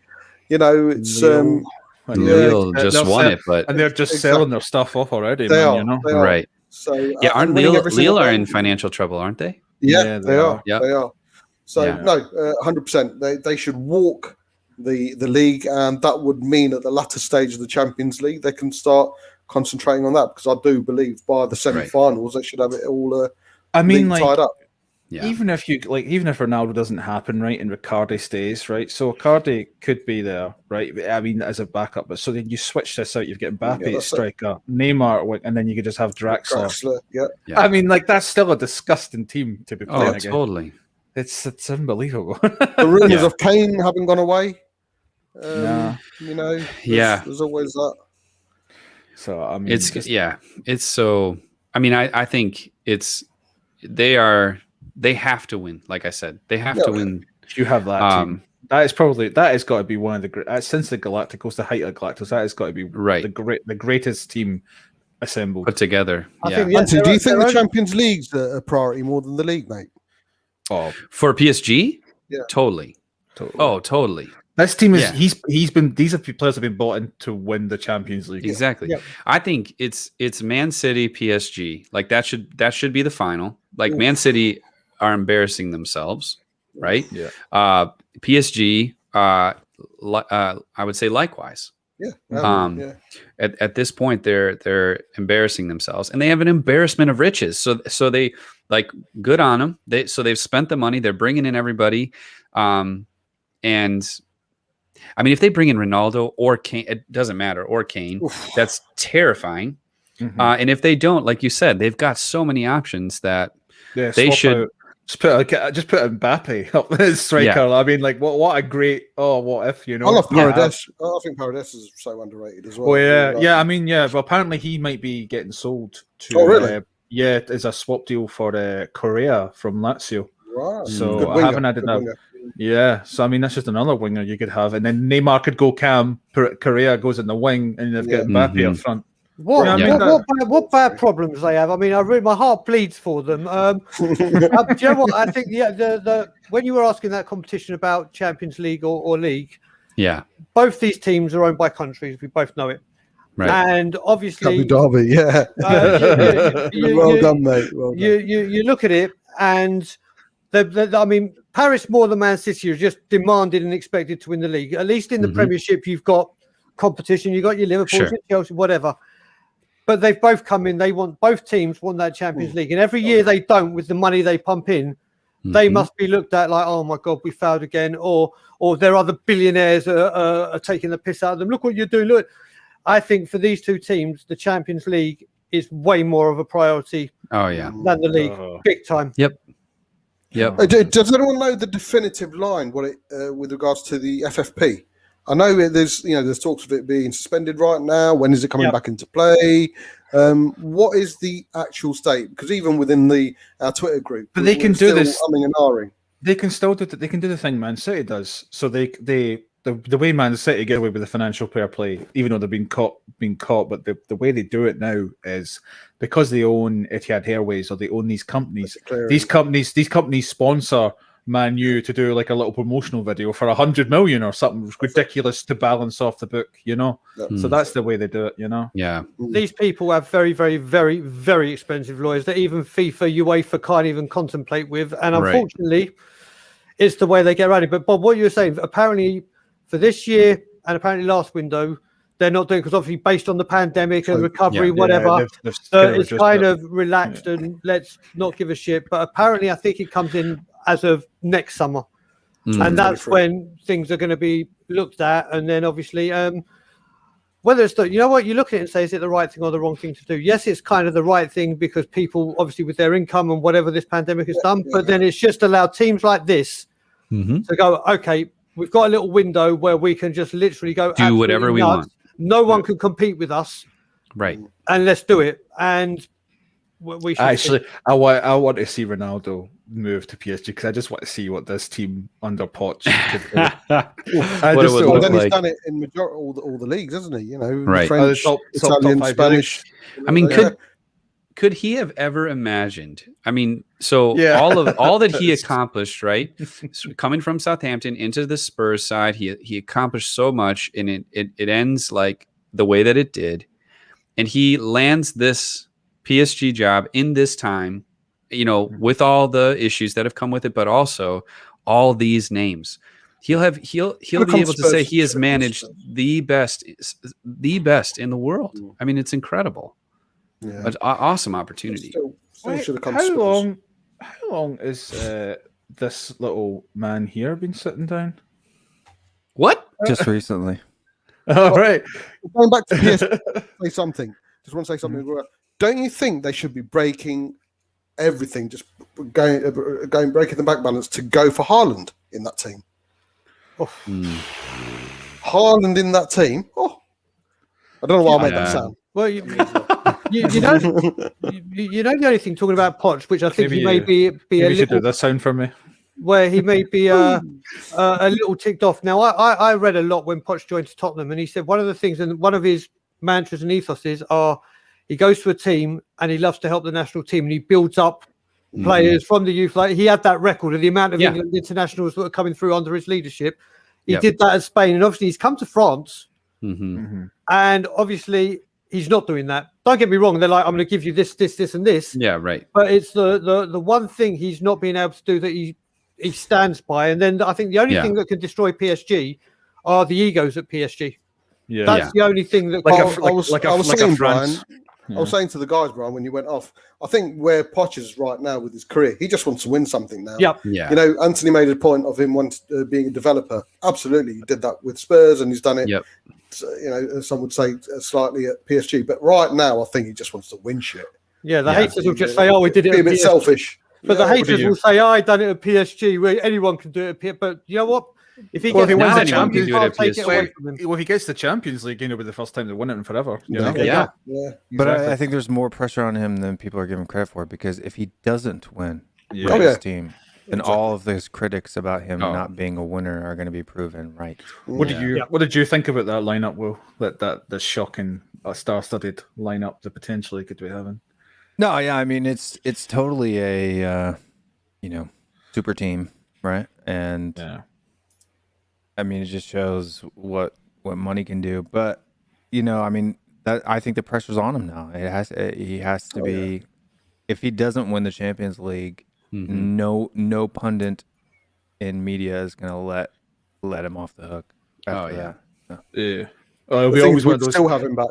It'll be one of those tidbits the commentators always saying, "Oh well, he's still been looking for this first trophy, of his career." But Yep. Coach Sten's exactly, man. Oh, for sure. Yeah. But on the flip side, it's also a team that could elevate him into Pep and Klopp status, right? So Yeah. Yeah. Oh, it's just the first. It's the first modern Galactical team for a long last time. I mean, probably since that Barca septuple winning title team where they had Henry, Ronaldinho, Eto'o, and Messi, a young Messi in their team, and Iniesta and Xavi and all these and Puyol. Like that's the level. That's the level this team could become. Some would say Pep's only won it at clubs where he's been able to buy the league. Yeah. You know, the only season where he's not bought or properly bought was his first season at Man City, and he struggled. Same case will be against with Jose. Wherever he's gone, he's managed to buy his title, and the only time he has not been able to do it is at Spurs, and he failed. So, Yeah. Pundit. That's not an American thing, isn't it? Pundit? Yeah. Is that not a British thing or is that an American thing? I don't know. That's we say we've got pundits. You They're say mostly pundit, commentator. Cody's just been Cody. Cody's been in a weird mood today. Cody's being Cody. He likes to make fun of the fact that we put an N in there. Oh, Pundit. yeah. Wait. Of course. Yeah. Like what are you talking about? No end. Pundit. Yeah. That's Anyway. what he likes to tease me about, is that when I say pundit Oh, right. Pundit. Pundit. Yeah. versus Okay. Pundit. pundit. Where's your glasses, Will? Oh my gosh. Well, I don't know what you're talking about, Bob. Oh, brilliant. Let's not bore him, guys. No, don't bore him. Well, I mean, I said let's not bore him, but I think we're going to have to move into our little Spurs section. Yeah. Oh. It's going so well. You enjoyed the break from it, didn't you? So well. We're all having fun, talking nicely. Things were great, and then You know. just here we go. Yeah, let's talk more. Back down to Man earth. U. Back down. Especially, you've just spoken about that PSG team, and now we're going to talk about. Yeah, let's go. Yeah. I mean, Yep, do you not think that it looks like Tomiyasu's deal is not going to happen till Yeah. after the Olympics, man? No, I don't think What it's the happening. fuck is going on? Yeah. Apparently, rumor is, and this come from Matt Hayes, there's 4 more teams who have gone in for Tomiyasu, and it looks like there's every chance it might not happen. Well, there's always a chance that it's not going to happen. Right. Well, there's every chance it might not happen, but it's more of a likely now. Yeah. I don't know about that, because the player himself wanted to come to Tottenham. That was before 4 of the teams came in, Will. Mate, if you got a choice, And he just- might hold want on, to hold come on. to those teams. Exactly. If those 4 other teams were teams of quality, their names would have been dropped.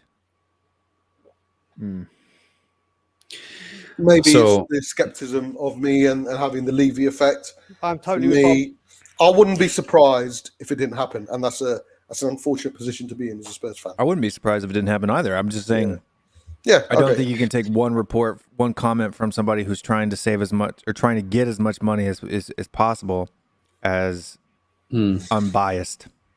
The thing that's wound me up with this whole transfer is obviously the length. Like I said, we should be sponsored by Gillette because every time we enter a transfer negotiation, we need a shape by the time it's finished. But it's got to the point with Tomiyasu. Apparently, it's been 2 million. It's been this. It's nearly complete. It's nearly complete. So if we're only spending what we brought in, why did we not pay the extra 2 million? But we've managed to find 30 million plus Sanchez for Koundé. Where's 30 million all of a sudden appeared from? Right. But you haven't got that too. And then there's rumours that apparently Cameron Carter-Vickers, Bournemouth offered 5 million. Yeah. And he didn't leave. He said no to. This guy hasn't played a senior game. There's your 2 million plus 3 million extra that you're haggling over. It's just, I said it yesterday, and I'm getting really scared now that this is going to come true. That the irony of getting the director of football in and then having a second window and not bringing anyone in. Yeah, definitely. Well, that was going to be my question: is are you worried that no one will come in? Petrified. I'm not worried. I'm expecting it. You're expecting no one. I am partly expecting no one to come in and no one to go out before the season starts. But that is the Spurs cynic in me. Well, yeah, but can you just imagine Paratici comes in with all that he comes in and he does jack squat for the whole thing? I just can't imagine. He would do something on the last day to just save some sort of face that he actually did something this summer. Do you know what I mean? If he does that, that's not Paratici, that's Levy, and we know it because that's his normal antics. So basically, deadline day for sure is his. He's damned if he does, and he's damned if he don't. Yeah. He's got himself into. He's taken on a job. Fair play to him. Yeah. Where he just can't win. Well, yeah. Brian knows what I feel about Hitchin. I'm probably the only guy who thinks Hitchin's been given such a raw deal and the amount of stick. I think it comes from that little comment he made in the video about a hate January window. But he's getting so much stick, and in my eyes, it's so unjust because it's fact that Grealish wanted to sign for us. The likes of Bruno was ready to sign for us. Skriniar was in Italy doing everything he could to get him over to Spurs. These are all facts. These aren't hearsay. But Hitchin did all his bit. He brought him to the table, literally or virtually brought him to the table, give him the pen, say, right, I've done my bit, Mr. Levy. He just needs to sign on the dotted line. And Levy fucked it all up by penny pinching. So I don't know if you guys noticed this. Nuno mentioned Steve this morning in the interview. Yeah, he did. Which I thought was super interesting, right? Like, so of the names to drop, he drops Steve's name. Yeah. I just thought, I wonder I wonder what's going on behind there. Sorry, Genty. No, I was just saying, you've got a detractor here, mate, but also detractor. Bob always has. But you're not even alone, mate. What about that? Can you see that happening, Bob? A little cheeky loans, maybe. Mate, listen, I want people to come in. I want people to come out. Right. But there's part of me, being a Spurs fan, who wouldn't be surprised if we had no one to go in or go. Do you know the one that's it's more reflective of the current state of the club than me. Yeah. Right. But you know the one that's really annoying me as a Celtic fan? We are in the potential deal getting closed for, Brentford, the new Premier League team coming in.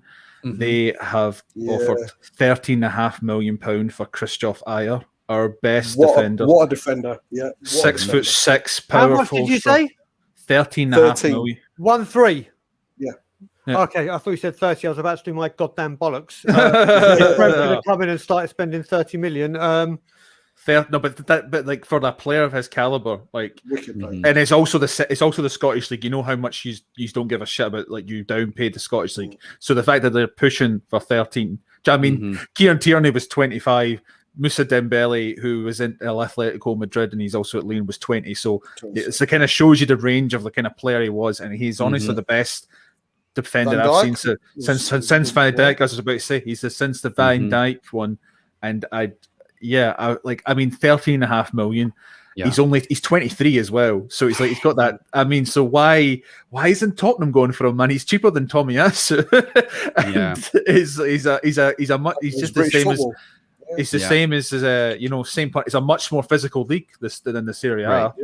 Yeah. So I'm just like, if you're wanting to buy a player on the cheap, there is your absolute promise. I mean, think about the players that have came from the we're a feeder club to Southampton, Van Dijk, Wijnaldum, Wanyama, So yeah, it's like, yeah, mate, Celtic's got amazing, great range to get talent, and we've as obviously we bought him for nothing, now we're selling him for 13.5 million.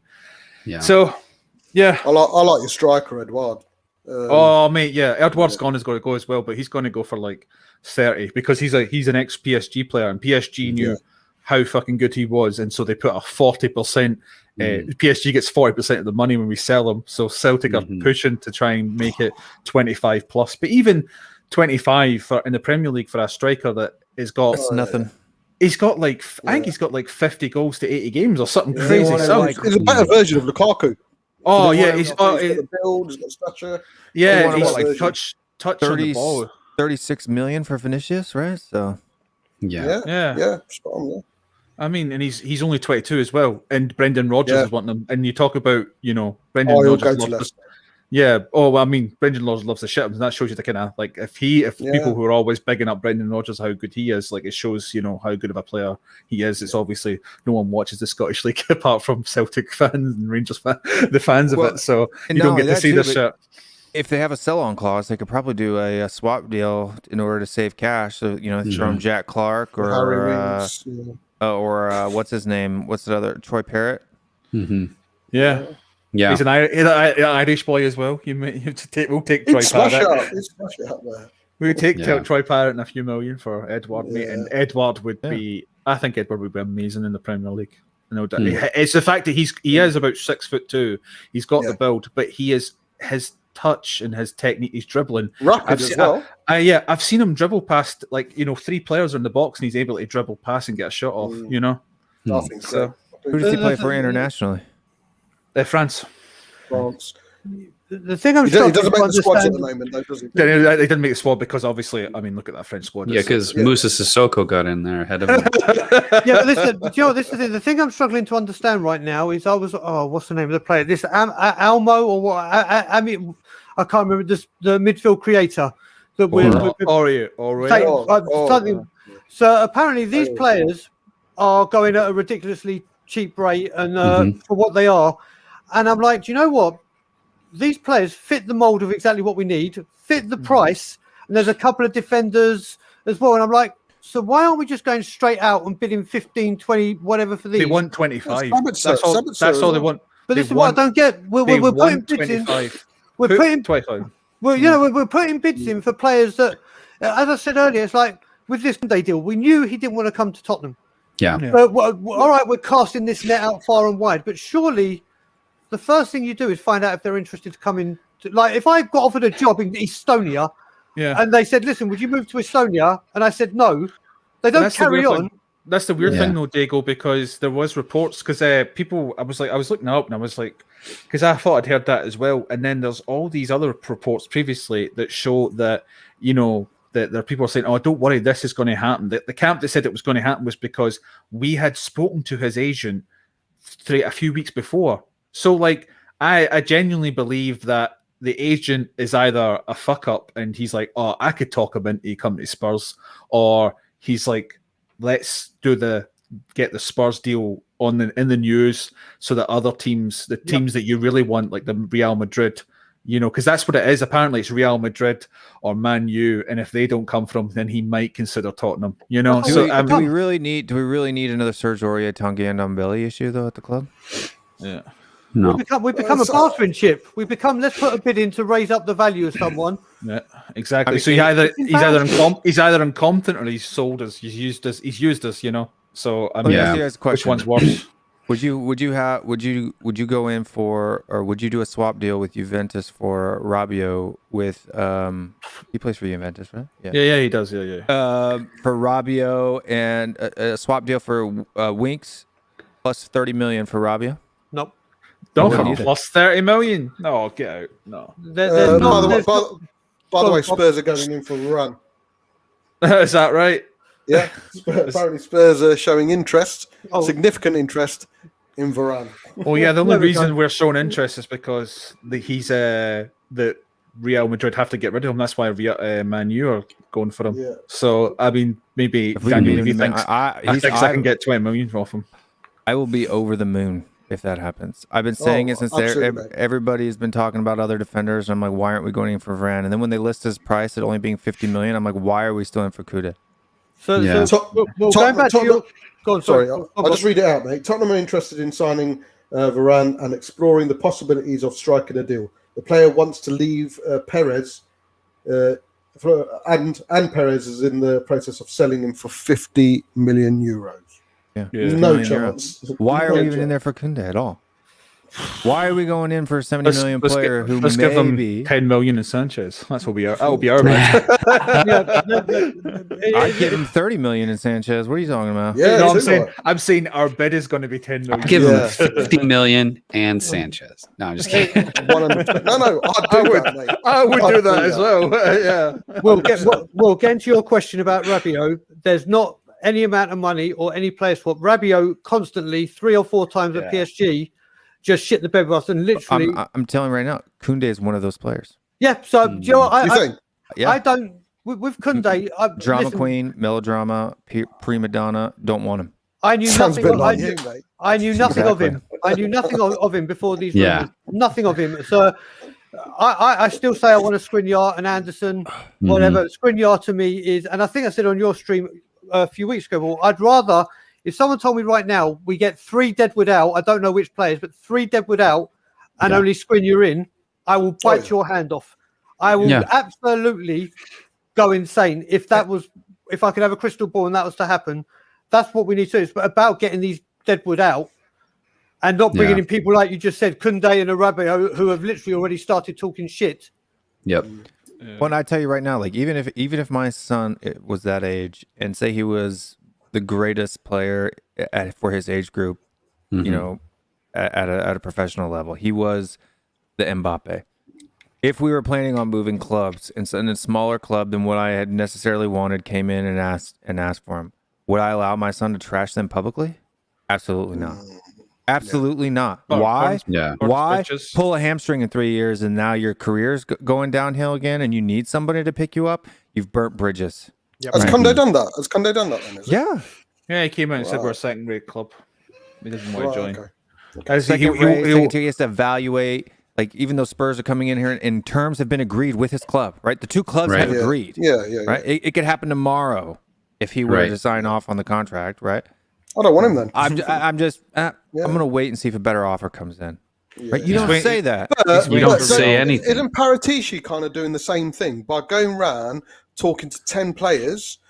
You know, as a player, you want to be felt. I had this rant last time. You know, as a player, you want to be felt that you're wanted by the club, not option C or option 4 out of the way you get 10 around, options. So both people have the same opinions, right? Yeah. Both sides have the same feelings and emotions about it. But you can be smart from both sides. There's a way that you can word your you know, I just need to take a rest after the Euros. I'll think about where I'm going to go in the next month 100%. Or 2. Boom. Then you're done, right? You're as a player, you're not throwing that club under the bus. You're just simply saying that, hey, I'm focused on recovery now. As soon as I'm recovered and back into spring training or into preseason, then I'll start making decisions. Boom. Problem solved. Same thing with the Paratici side. You go in with low bids that their club is not willing to accept, which shows that you have intent and interest. But then if it falls through, you can say it's simply because they couldn't agree on a price. It's not because we didn't value as a player, right? And I think that's what Paratici's doing right now. Yeah. It's called politics, baby. But everything about us has been the 5th and 6th down the list, right? I mean, so it's so tough right now to like, I understand what you're saying, Will. I don't think he should be saying something like that. And obviously if he's got anybody helping him out, coaching him how to handle the media or something like that, they should be helping him. At the same time, though, like we are in a spot where it's embarrassing, Like, I'm surprised. Like, I'm surprised more hasn't been said from our own players. Now, I know that like Aurier has said he wants to leave, and Alderweireld has said he wants to leave, and there was a point where, Winks wants to stay. Lloris has even said as much, like he needs to to evaluate his future. Kane has said he needs to evaluate. I mean, that's the team. So it's in some ways it's like, I get what you're saying. It definitely does not help your future to say something like that. And as a fan, it's like, dude, I don't want anybody coming into this squad that doesn't want to play for the lily white shirt that we love. So, but at the same time, it's like, dude, even our own guys are kind of like, no, I mean, I totally saying things. I understand his opinion. The point is that he needs to keep that opinion to himself. Sure. He can have that opinion. I don't disagree with. I Probably agree with the truth as well. I'm not upset with the opinion. I'm upset with the fact that he's bold enough at 22 to voice it. Yeah. I mean, and when he hasn't done anything, Bob and Brian will remember Suikota, you know, he came out just saying, it was just a job. It was just a job. I'm just playing it. And people just playing for the money. Well, and that's probably the most truthful. Yeah, he very rarely let us down. He very rarely let us down. But there's actually a lot of players that have, because I remember some guy was talking about, he met Daniel Sturridge when he was at his height in Liverpool. And he was saying that, he was talking to him, and because he was like part of coach, and he said, it's just a 95 to him. Daniel Sturridge thinks it's just a job for him now. Yeah. He's lost his love of football because of all the years of training. And I imagine there is a silent majority or minority of players that will just do this just as a job, but even just to voice that opinion is controversial and terrible, so just exactly. It goes back to the romance. It's the romance of the game. There is something there still. Well, you're the customer, aren't you? And it's your love that they're playing for. So, man, but even beyond just being the customer, like it's more than just an event that you go to, right? It's more than just like something that you watch. It's something you're extremely passionate about. And so that when that passion ends up being translated into what we see with Daniel Levy, or it's just dollars and cents or whatever it might be, it just gets, there's something about it that the shine in your eyes or whatever, like the bright-eyed bushy tail, you start to lose that. And it's just sad all around. It's sad for the game. It's sad for that club. It's sad for the fans. So definitely. I don't recognize my football team anymore. It's like literally, when you say when you've got a friend or a family, like I don't even know who you are. It's literally become that. Everything that the club stood for, stands for, or does, it's all gone. It's all been washed away. And the thing that annoys me the most about it, like I spoke about the Glazers earlier, they outright come up and say, this is what we're doing. We're going to take money out. You're in debt. We're going to do this. Yeah. And the Man U fans know this. They know it, and they still get the players. Even Arsenal with Kroenke. They know he's not lying to them. Yeah.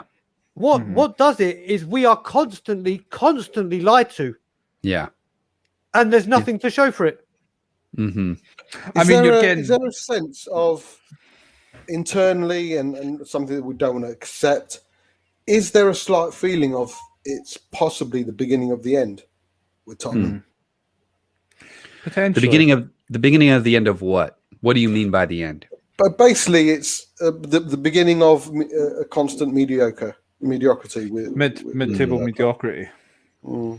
Well, someone said here, I can't remember. Was it you, Will, that said that like I would rather see them get relegated? That was me. It was me. That was Ginty. Probably all of us. Yeah, I'd rather see them get relegated and get rid of all this Deadwood if I got Levy out. There's nothing you could say to me at all. Yeah. With the end in the sentence, if we do this or this happens, Levy leaves. There's nothing you can say to me that I will ever say no to. Never. I would agree to it only on one circumstance, that it happened instantly. Yeah. I couldn't go through 5 years of dropping from 7th down to 12th to 14th to 17th, then relegation. I couldn't handle that. Yeah. I'd rather just be relegated instantly. Rip the Band-Aid off. Just rip the Band-Aid off. Yep. 5 years of that would be... I would love it if, obviously the Gunners go down with us. We both get relegated and we fight for the championship next season. Not this season, but the season. And then we beat them at that'd be great. Like if it was a punishment for the Super League and we just immediately got relegated, I would be cool with that. Yeah.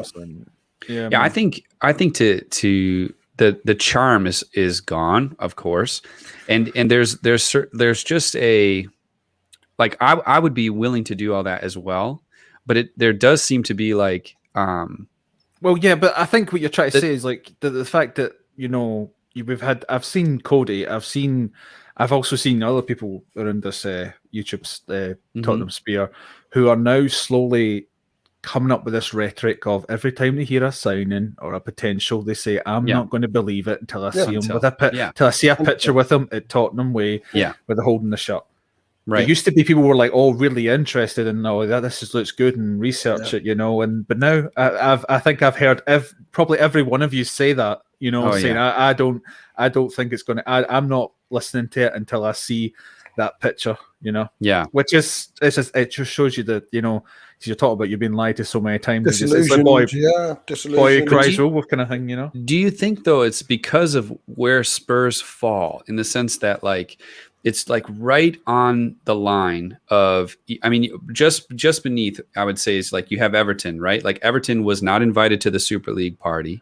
They're struggling in the same way that we are in terms of they've got Rafa Benitez, right? And so would you rather be in that kind of a situation, Brian, and not have a Daniel Levy, or would you rather be in the situation that we are in currently, which is like we should be better than we are, but we're not because we've got this one person kind of holding us, or one entity. Everton, all right, they've got Rafa Benitez in, who, like him or not, is a serial winner. Sure. Yes, there's the rivalry with Liverpool and Everton. Yes, I can understand why some Everton fans are annoyed, like we were when we got George Graham. Some people have taken it to an extent way beyond what they should do. Sure. But the thing is with Everton, with Bill Kenwright and the main news person, they are investing in the club. They're going out and buy. When Ancelotti was there was no way they would sign a Rodriguez. No way in a million years. Or came for Ancelotti. Yeah. Or an Allen. Exactly. And Decore came from Watford, but they came. Everton are now building their stadium. Now Everton is a huge football club. All right, they're not winning things, but they are huge. And you look at it, they've got a chairman and a investor that the Everton fans believe in. Right. And they proved that by getting a Rodriguez and by getting an Allen. When they signed Lukaku, when they signed they've got Richarlison, even with Ben Godfrey, who we were linked with, who has turned out sensational. He was a youth player, young player, 1 year in the championship, got relegated. They invested. They do it. They say, okay, not obviously to the extent of the big ones, but they identify and. You'd be okay with it not working out because you believe in what's happening at the top. Is that right? But listen, if I had trust and faith that our club was in good hands and they've got Tottenham Hotspur, the football club, right? Best interest. Now I understand. Like I said, everyone knows my feelings about Levy. I understand that every single player we go for, we're not going to get. Right. I understand the money in football. We can't get the big ones until we start winning things. I understand that. But at least go for some people. At least invest. I understand that, and don't take a risk. Don't just put out stories. Yeah. And then, as I know them to be, you're over here doing this. I have absolutely zero confidence in anyone at my team from the top down, and that's Everton can look at. We're going to a new stadium. We attracted someone like Ancelotti. We've got these players now. They look like they're going somewhere. They found out Dominic Calvert-Lewin. Yeah. They've got another. They're going in the right direction. They're doing a Leicester without the heavy backing. Yeah. And they're doing things right, and they have people that believe in them. And I don't think there's a single person that believes in our hierarchy right now. No.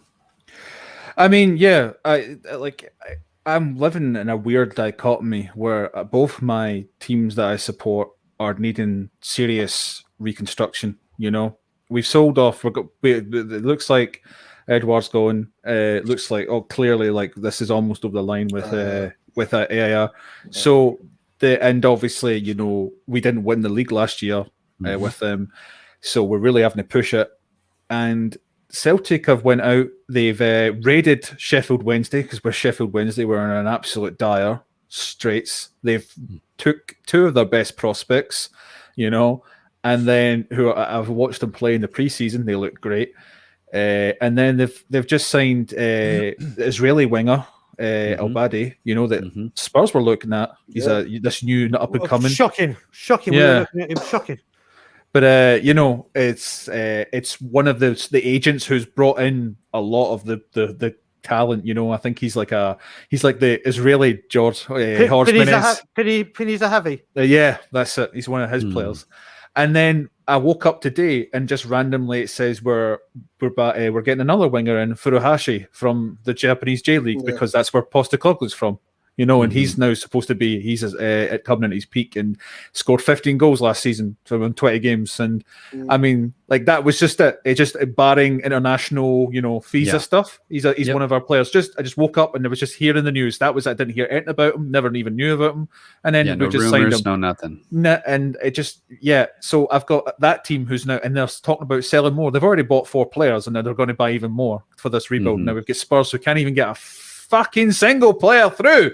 It's like it's like living with 2 minds, man. Because I'm like looking at like Celtic, I'm like, oh, this is really good. The manager's playing this amazing attacking triangle football. I've not seen triangles at Celtic for fucking years, you know. And you've got these young players coming in, and then you've got fucking Tottenham that just seem to flop and muddle their way through fucking everything, man. You're just like, Jesus Christ. Give me strength. It's honestly, man. Yeah, honestly. Will, what are you thinking, man? Do you think we're going to bring anybody in before the end of the summer?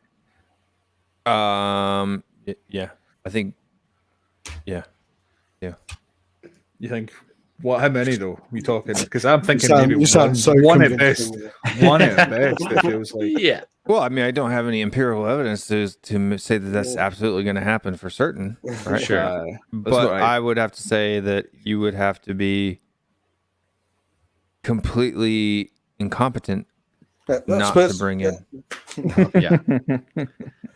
Well, no, because there's more people's reputations on the line now than just Daniel Levy's himself, right? Oh, yeah, 100%. Yeah. But you think, I don't know, even though this is the way Paratici works, surely you could have some sort of what do you call those? Like it's got an acronym where you can't, you can't tell the press or anything. You know, one of these will know. You mean NDA? NDA, yeah. Surely when he's been talking to all these players that she's been saying, give this NDA out. You can't, you don't talk about this because obviously if he wants to do this tactic, because you've got to just look at it from a PR perspective. The fact that we had an absolute catastrophe with the manager search, and now we're just having a catastrophe with the player search. It just it just makes us look worse. It degrades our position in the negotiation. It's slowly just, it's like the tide. It's just eroding away at what we can do as a club. And you just, even though that, if you want to go for 10 different players and then see what offers the best, go for it. But man, don't get these rumors out. Shut this shit down. Obviously, this is how he used to run, but someone at PR should say to him, look, we're in a bad position right now, so we're going to NDA this. You can still do what you want to do, but we need to make sure that there's none of this leaks come out. No transfer. It might work in Italy, but for me personally, it just doesn't. It does my head in. I'm not used to it. It's not the Premier League way. It's not only Spurs way. It's not a Premier League way. And for me, it's just so frustrating, and it really does my head in. Waking up thinking who we're going to get, linked to today. It's just absolutely. Boy, deadline day is going to be a fun one, Bob. Deadline day is going to be a fun one. Oh yeah, that's going to be great. But, hey, I was going to say that. Do you think that, as unrealistic as it is, it might be a case of Spurs coming out and saying, right, here we go, we're actually introducing 5 new players today. Boom, there you go. Boom. Yeah, one of those. What do you reckon? Nope. It's a double-edged sword, though. It is. I don't want to go against the flow here. It's not like I'm going to rock the boat or anything. But I say that sarcastically, by the way, if people didn't catch that. I'm probably more optimistic and excited about start of a new season than I have been in probably 3 or 4 years. Can you give me some of that optimism? Because I'm struggling over here. Nuno, man. I like Send him. this- I like him a lot. But do you And not think his press that? conference today I thought was Brilliant. great. Yeah. I didn't think You were excited about that. Yeah. Tell me why. Because I was not discouraged, but concerned. So tell me what got you excited. Cigarette break. To me, why I took it to be in a positive way, and not everybody in the comments, if he's still watching, agrees with me. But I took it at him blowing off those other questions. Yeah. And focusing on what he wanted to do with the players that are there today. Yeah. Right? The Harry Kane topic, said what he had to say to get the reporter off his back. Right. And then went straight back to working with the players that he has. Yeah. Transfers coming in, Deadwood going out. Yeah. Shut up, blow That it was off. the one thing. Yeah. Focus on one thing. Working hard every single day. You know, putting these in, getting the tactics in, getting the fitness down. That's my job. That's what I'm gonna do. Yep. Yeah, I'll dance around the question that you asked me about this to get you out of my face. Yeah. But you have to understand too that he's not. And Bob, I think Bob would probably understand too, and maybe some other people do as well. But if you're lived with and or been around non-native speakers of English fairly well, you can kind of see that even his comments there were simply just him expressing his English words the best that he could in a way that didn't get him in trouble. And it wasn't that he was very careful. He wasn't blowing any dog whistles as to this is what I'm saying, right? Which was a topic in a specific Twitter group that there were dog whistles being blown about how we're not, this is propaganda that's being thrown out there. No. I think a lot of people did make a lot out of the comments when he said, I'm going to give everyone a chance. But that suits a personal, not agenda, but a personal opinion that this is what he said, and there's my proof. Whereas there's so many other things he said. I want Spurs fans to be proud of us. I want to go the attacking route. The biggest thing for me, we said, someone asked him about the Leyton Orient game and the sentiments attached to it, and he said, "Yeah, that's all great, but we need to be competitive. It's a game. We need to be competitive, and that for me, all right, okay, he's not bullshitting with regards to that. I think, yeah. But I think the thing I liked is that he actually acknowledged that we need the restructuring, we need the players in. It's not like he didn't say we're not bringing anyone in. He mentioned, like you said earlier, Anthony. He mentioned Steve. He mentioned Fabio, and he said himself working every single day. He obviously is going to say his squad's hard to improve on because he doesn't want to. But he could have done a Mourinho and said, I'm so happy with these players, and he could have done that. He could have just went that angle, and also the fact that you could have the. You're saying he's giving everyone a chance. I mean, you could say that's dog whistle. I mean, some people could say that's a dog whistle, but you could also just say that's him just saying, like, being simple and not simple, but like just being simple on it in the sense that I'm the new manager. I'm coming in. I'm going to evaluate what I have, and I'm going to make a judgment. He would be wrong to not do that. In my opinion, because then you're coming in with I hate the players or not. Preconceived notions of people and then not giving them a chance. That could rub people up the wrong way. Like people who are, if Eric Dyer doesn't get like a proper chance, then Dele Alli would make, if that's his best friend, he'd be like, oh, what does he think about me? You can have stuff like that. Yeah, I mean, I think he's just. You don't want to give too many sound bites on your first press conference. I was saying this earlier. You look at any press conference, most of them are all the same. When you look at it, what a manager says in a press conference, 90% of it is the same bollocks that's repeated by a manager. Exactly, just for the press. The thing that I liked the most was that in that entire 20 minutes or whatever it was, 17, I can't remember. He never once offered to kiss Daniel Levy's backside without being asked. Unlike another certain someone who in their very first press conference immediately went and polished knobs of Daniel Levy for, no reason, without being asked at all. Yeah. Well, I think they were given certain promises. I thought that that knob that they polished, as you said, was diamond laced.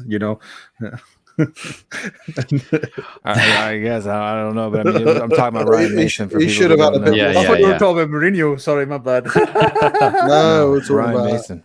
Ryan yeah. Mason. Okay. when he Oh was- yeah, I- well, he was you know, asked for- that Ryan Mason part is just like etched out in my brain. You know, I don't even think about that period. Yeah. Sorry. Why? No, that was What do you very. think of this- Ask Bob. Ask Bob from his very first press conference. I was like not upset about Ryan Mason. First press conference after what he said. Boom. I was anti Ryan Mason. Bob was a little anti Ryan Mason before the first press conference. But as soon as I did, boom, Levy Shell. Comes out after the EPL, this, that, and the other thing, and he's immediately giving up praise see for Daniel anything. Levy without being asked to. Sure. That wasn't the question. He just offered it, and then he did it again. Almost every single press Yeah, conference. yeah. Yeah. It I made was a little bit later than Mason out than Will. I remember you and me were doing with Marcelo the watch along for the Man City game, Mhm. and his substitution is like, why are you taking Lo Celso off when in the second half he was our best player? Mhm. Oh no, Mora, and then it was just like, why is Bale not? And just then I was like, do you know what? You have been chucked in at the deep end by no fault of your own. You Right. don't know what you're doing. But when it comes to Nuno, do you know what it is? I'm kind of with Cody Mack on this one. Like I said to you before we came on air, I literally started watching it. I saw a bit of it on Sky Sports News, but I started watching all of it on Tottenham Hotspur's YouTube channel, Mhm. and I was bored halfway through. I stopped to change the channel. It's just Perfect. it's That's like what I've we want. I disagree. I like it. Do you know what it is? I've heard this said by so many managers, so many times, Yeah. and we know what's happened. It's like literally, DT always says on Arsenal Fan TV when they've lost, do you know what? Just play my interview from last year, and I'll say at the same game, and I'll say exactly the same thing. And it's getting that now with managers. I'm just like, yeah, you're in brilliant. I'm going to back you. I'm going to give you my full support because Right. you've done nothing. But you're just saying exactly the same thing, but in a different way. That's all you're doing. Mhm. And I'm just so. Well, you shouldn't sick and judge tired of that. it. You shouldn't judge him as a person. I know. I'm not because judging of him as a player. I press- was just saying, because any of press manager. conference. I I think would there was have- some judgmental going on earlier. That's. I think that was my biggest issue. The It's- fact that there was a lot of, The thing that judgments bothered me against about the Nuno going conversation in off Twitter of his was first press conference, which was the fact that that it was some type of dog whistle for a secret And masterminded propaganda. plan of propaganda. Yeah. That to me is an absolute conspiracy tin hat. Yeah. That's mumbo crazy. jumbo. No. If you want to hold him at his word, like I never tried to judge people based on assumptions. I always try to judge them based on their actual words Yeah. and their actual actions. Yeah. actions. Yeah. The only thing I would have changed in that interview, like Cody said, is when it came to transfers, if he had just said, we're always looking to make the team stronger. Just that line. He hasn't said, oh, I'm getting rid of whoever or calling it. He's just saying, do you know what? He's not going to say that, Brian, is he? No, he's not going to say it. But just to say, like Mourinho said, and he got vilified for it, I'm so happy with this team that's cut, blah, blah. If you just said, we're looking every day to strengthen the squad where we can. He did. Yeah. He said myself, Steve, and Fabio are looking We're working every every day day. for options. Yep. Right. He did say it. But Then I it's just- apologize. But He did it's say that, mate. He said that. difficult. I apologize. It's difficult to improve a team Right. of this quality. Is all he's saying. Okay, And yeah, that doesn't very he's good. not necess- So no, I'll just say on that kind of note. Technically, it is. There's not the amount of player pools that can be upgrades for us isn't vast. Right. They're out there, but I mean, it's not vast. Yeah. It does make it difficult. Its options are limited. I mean, even though for me, my current house search, I have requirements that I must meet for my job, the house that I live in. So that takes 30 options down to 4. Sure. You know what I mean? And so it's hard to. And then my wife, who feels I want to upgrade from where my current situation is, I want something nicer than what I have now, right? Otherwise, what's the point? Then that takes the options down to -2, right? Like,